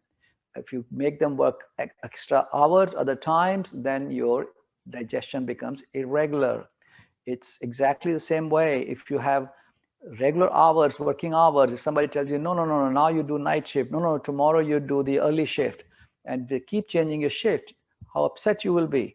Same way, your liver and your pancreas, if you keep providing them food different times, multiple times, irregular times, then they become dysfunctional. And that dysfunctionality is what leads to indigestion and all these metabolic problems that we talked about. We also talked about the harmful effects of imbibing too much oil, sugar, salt, and processed food.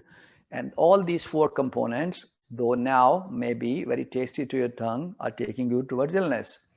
Whereas if you mindfully look at the food and say, okay, it's juicy and succulent, it has high water content, it has high plant fiber, it is full of nutrients with vitamins and phytochemicals that we talked about, and it's more or less in its natural form, then you're going towards wellness. So that's where we talked about eating raw fruits and salads which are rich in nutrients, rich in fiber, and they're succulent, and they give you wellness. Whereas the processed foods, because you can eat a lot and imbibe a lot of extra calories with these processed foods. The oil that clogs up your arteries and gives you endothelial dysfunction and heart disease, the sugar that gives you the diabetes, and the processed food that gives you the obesity, and the salt that gives you the high blood pressure, you need to watch. And we talked about balancing the activity with the rest, not just the activity and rest of the body, but also the activity and rest of the mind. And that's how your spirit finds peace. We gave you the secret pill. Remember, we talked about exercise or physical activity that reduces heart disease risk by 40%, stroke risk by 25%, diabetes risk by 50%, and cancer risk by 50%. Can you imagine how many illnesses you can lower by 30 to 50% just by staying active and doing exercise? It's affordable, there are no side effects, and we told you yoga is the best substitute for that. You do 1 hour of yoga, dhyana, pranayama combined. You included everything that we talk about, the sequence that you learned today from Swamiji.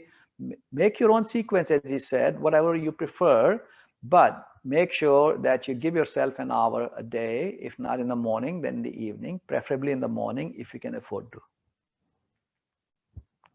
We talked about the habits, how the habit loop starts automatically in your mind, how a trigger comes in and then it sets in a routine, and the reward is what keeps you running on this loop. And we told you how to change your routine, how to manage cues, how to substitute rewards. We also talked about you cannot get rid of habits. Your brain was not hardwired to ever forget a habit. You can only substitute habits. You can replace bad habits with good habits. And that is where you should be spending your energy. And you should not be cursing yourself and saying, oh my God, I just want to quit this cigarette here today now because my wife's shouting at me. It ain't going to work. Fear does not work. Guilt does not work. Remorse does not work. What works in changing habit is being mindful of your habits, substituting them with good habits, and bringing them into the loop and changing a routine around good habits, and then eventually feeling the same reward that you felt with the bad habits with the good habits, and then letting that reward be the stimulus to transform your habits. We learned about the circadian rhythm, and we learned about how to balance all these things. Remember, balance, balance, balance. Sleep awake balance. You have to have 7 hours of good sleep. We talked about sleep hygiene. We talked about what should be your bedroom routine, how your bedroom should be, how all the electronic devices should be removed from your bedroom, how you should balance exercise with recovery. And that's the beauty of yoga. If you do intense exercise in a gym for 30, 40, 50 minutes, you don't do the recovery as good as you do in yoga. In yoga, your exercise and your recovery is balanced simultaneously. And besides giving you the aerobic activity and the exercise, the yoga exercise also gives you the balance, the stability, the flexibility. We talked about fasting and eating balance. And we also talked about stress and relaxation. We talked about how relaxation response is initiated through parasympathetic activation, and meditation is the best way to reduce stress. And you remember I said, medication or meditation, it's your choice. If you meditate daily, you'll be getting rid of medications. If you don't meditate, you'll be adding medications. So please meditate, meditate, meditate. So they also talked about the secret sauce of stress management. We neurologically proved to you there are only 3 ways to get rid of stress. Train the controlling center, your prefrontal cortex, by getting the understanding of impermanence, of interdependence, of things being not in your own hands, and by dialing down the sympathetic activity, by getting away from the flight and fright mode, and by doing activities which do not secrete the epinephrine in your circulation, and dialing up your parasympathetic activity, and dialing down the cortisol levels, and increasing your relaxation response through vagal stimulation, and getting rid of the stress. And always remaining mindful of where your mind is one very easy way of managing your stress.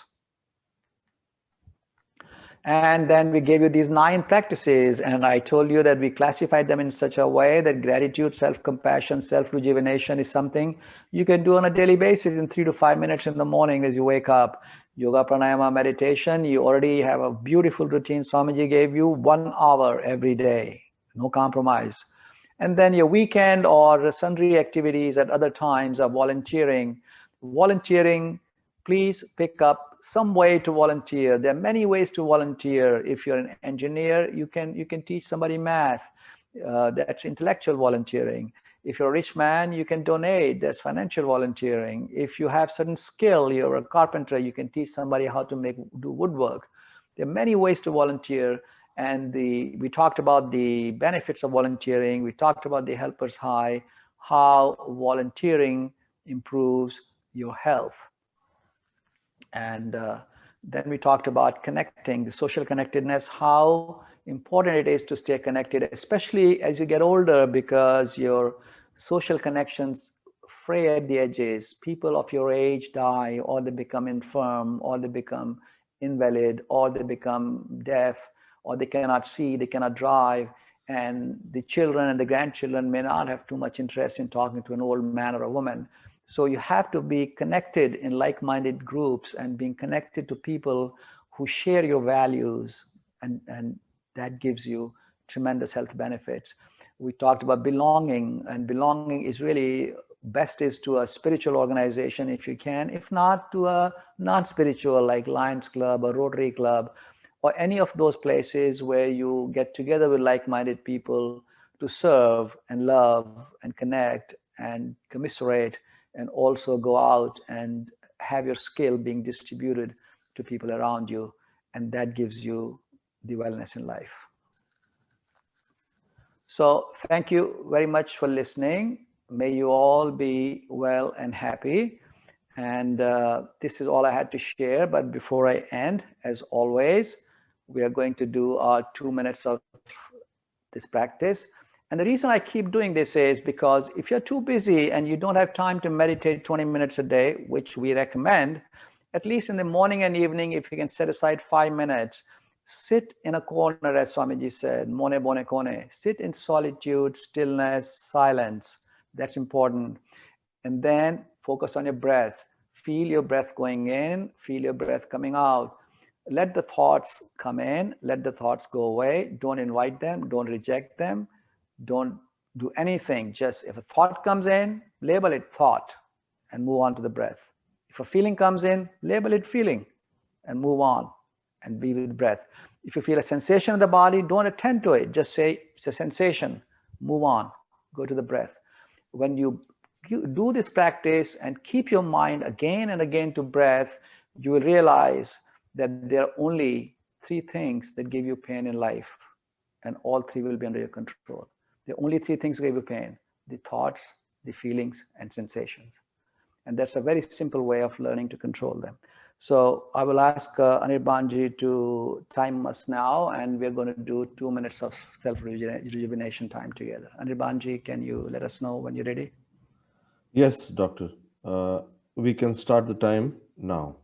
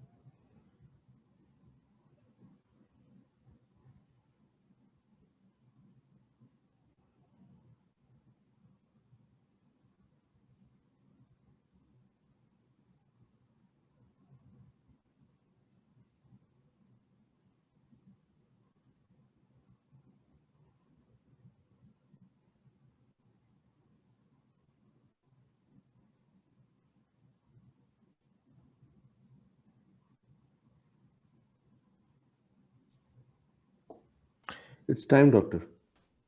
Thank you very much. So please accept my heartfelt gratitude for expressing such great faith and devotion and dedication in listening to us.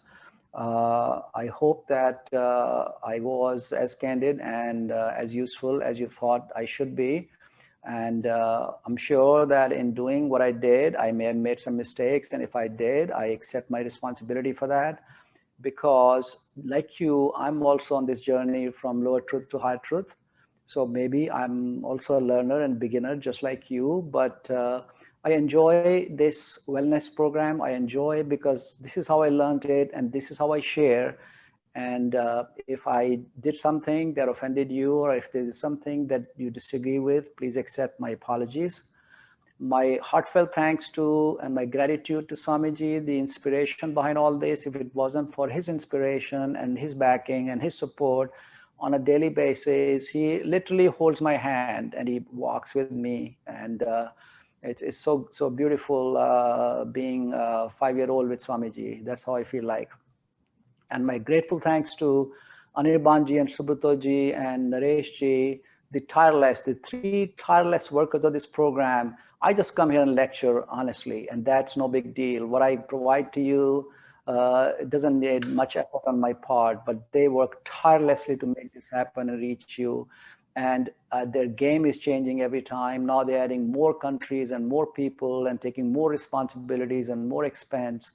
And I want you to join me also in formally and informally expressing my deepest gratitude and thanks to them.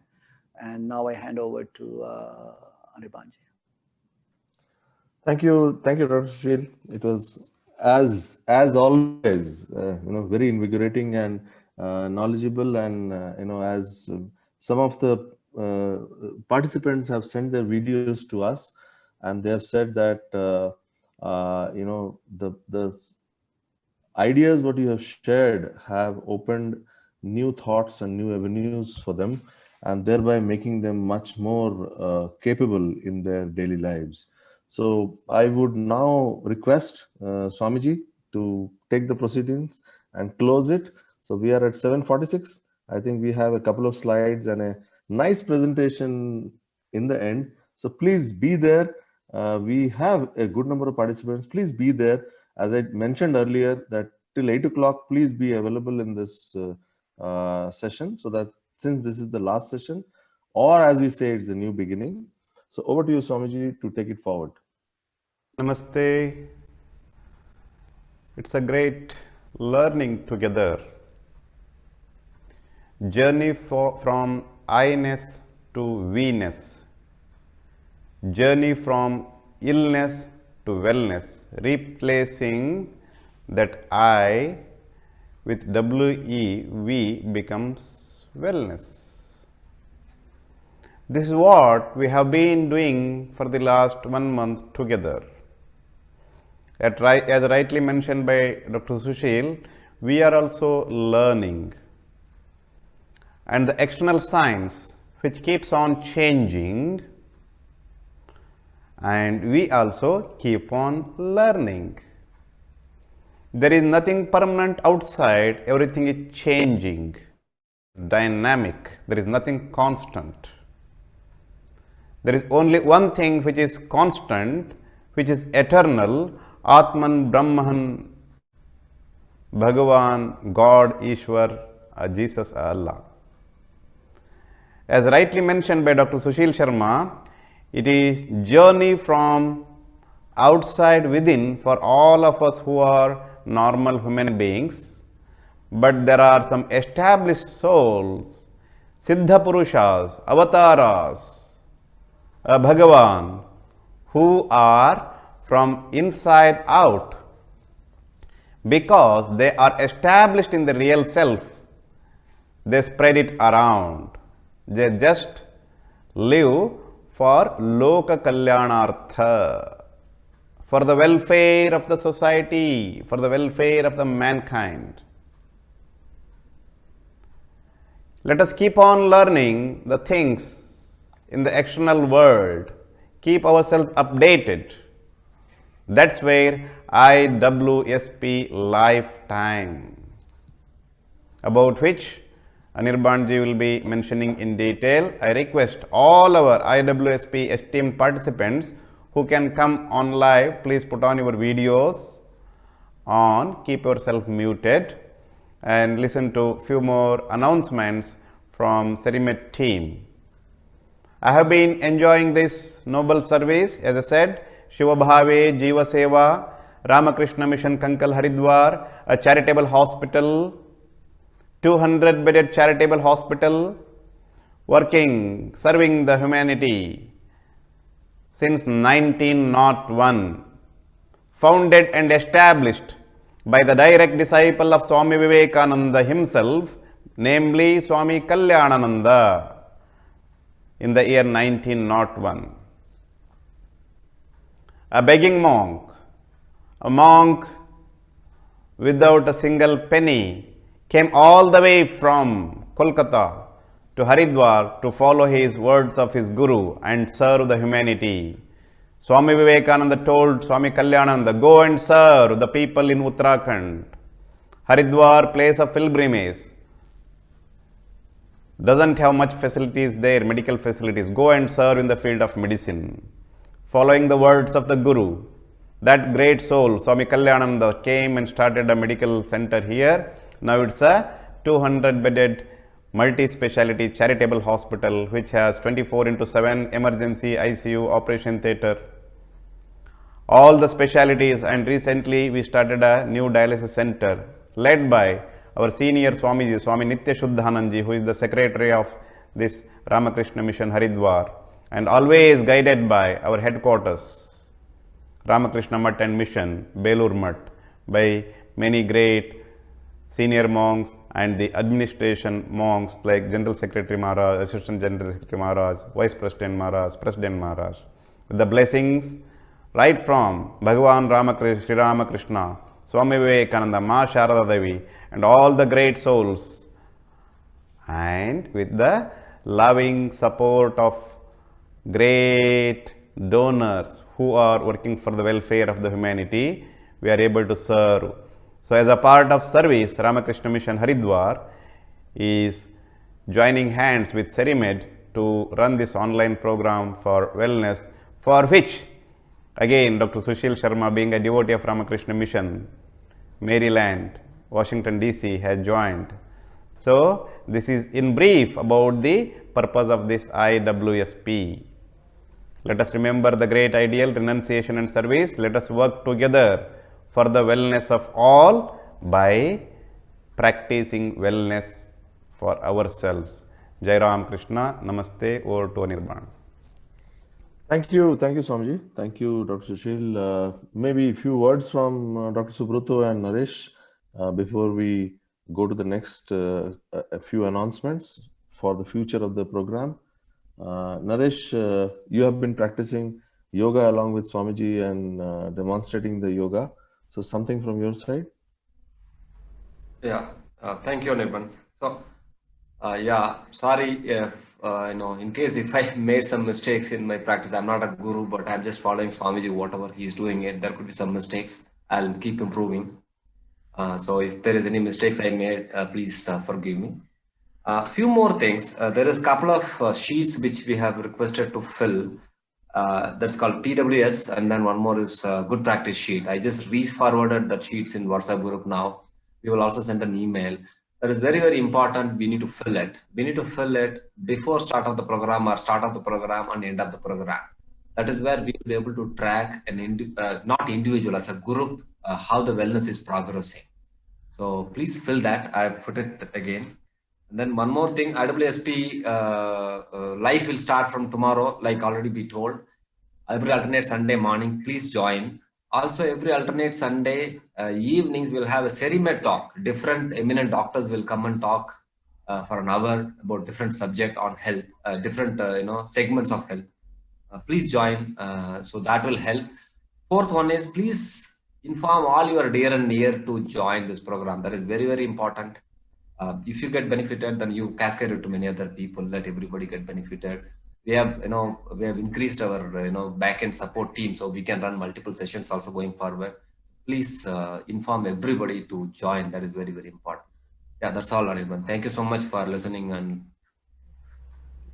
Thank you, Naresh. Just another information, we can run this program in other country timings. Like we have had people asking from UK and in Australia and New Zealand.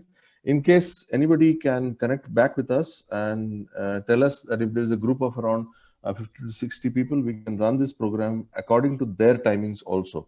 So as Dr. Sushil said, that we are trying to expand the horizons of this program because it should benefit as many number of people with the kind of effort we all have been, trying to drive at.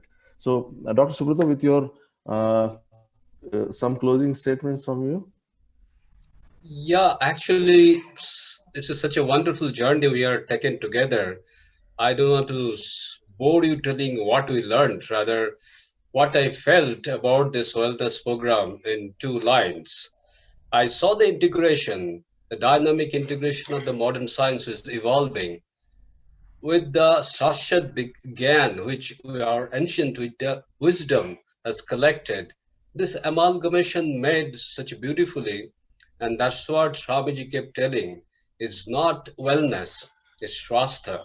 And Shwastha actually cannot be translated to wellness. In the computer language, I feel is not wellness, it's a wellness plus plus.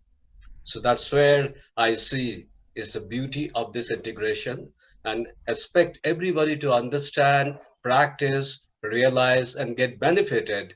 And also like to thank you for all people who are donating and also request who like to donate, please help us to spread this message through your talking to many people and also donate to our groups so that we also strengthen our service across the world.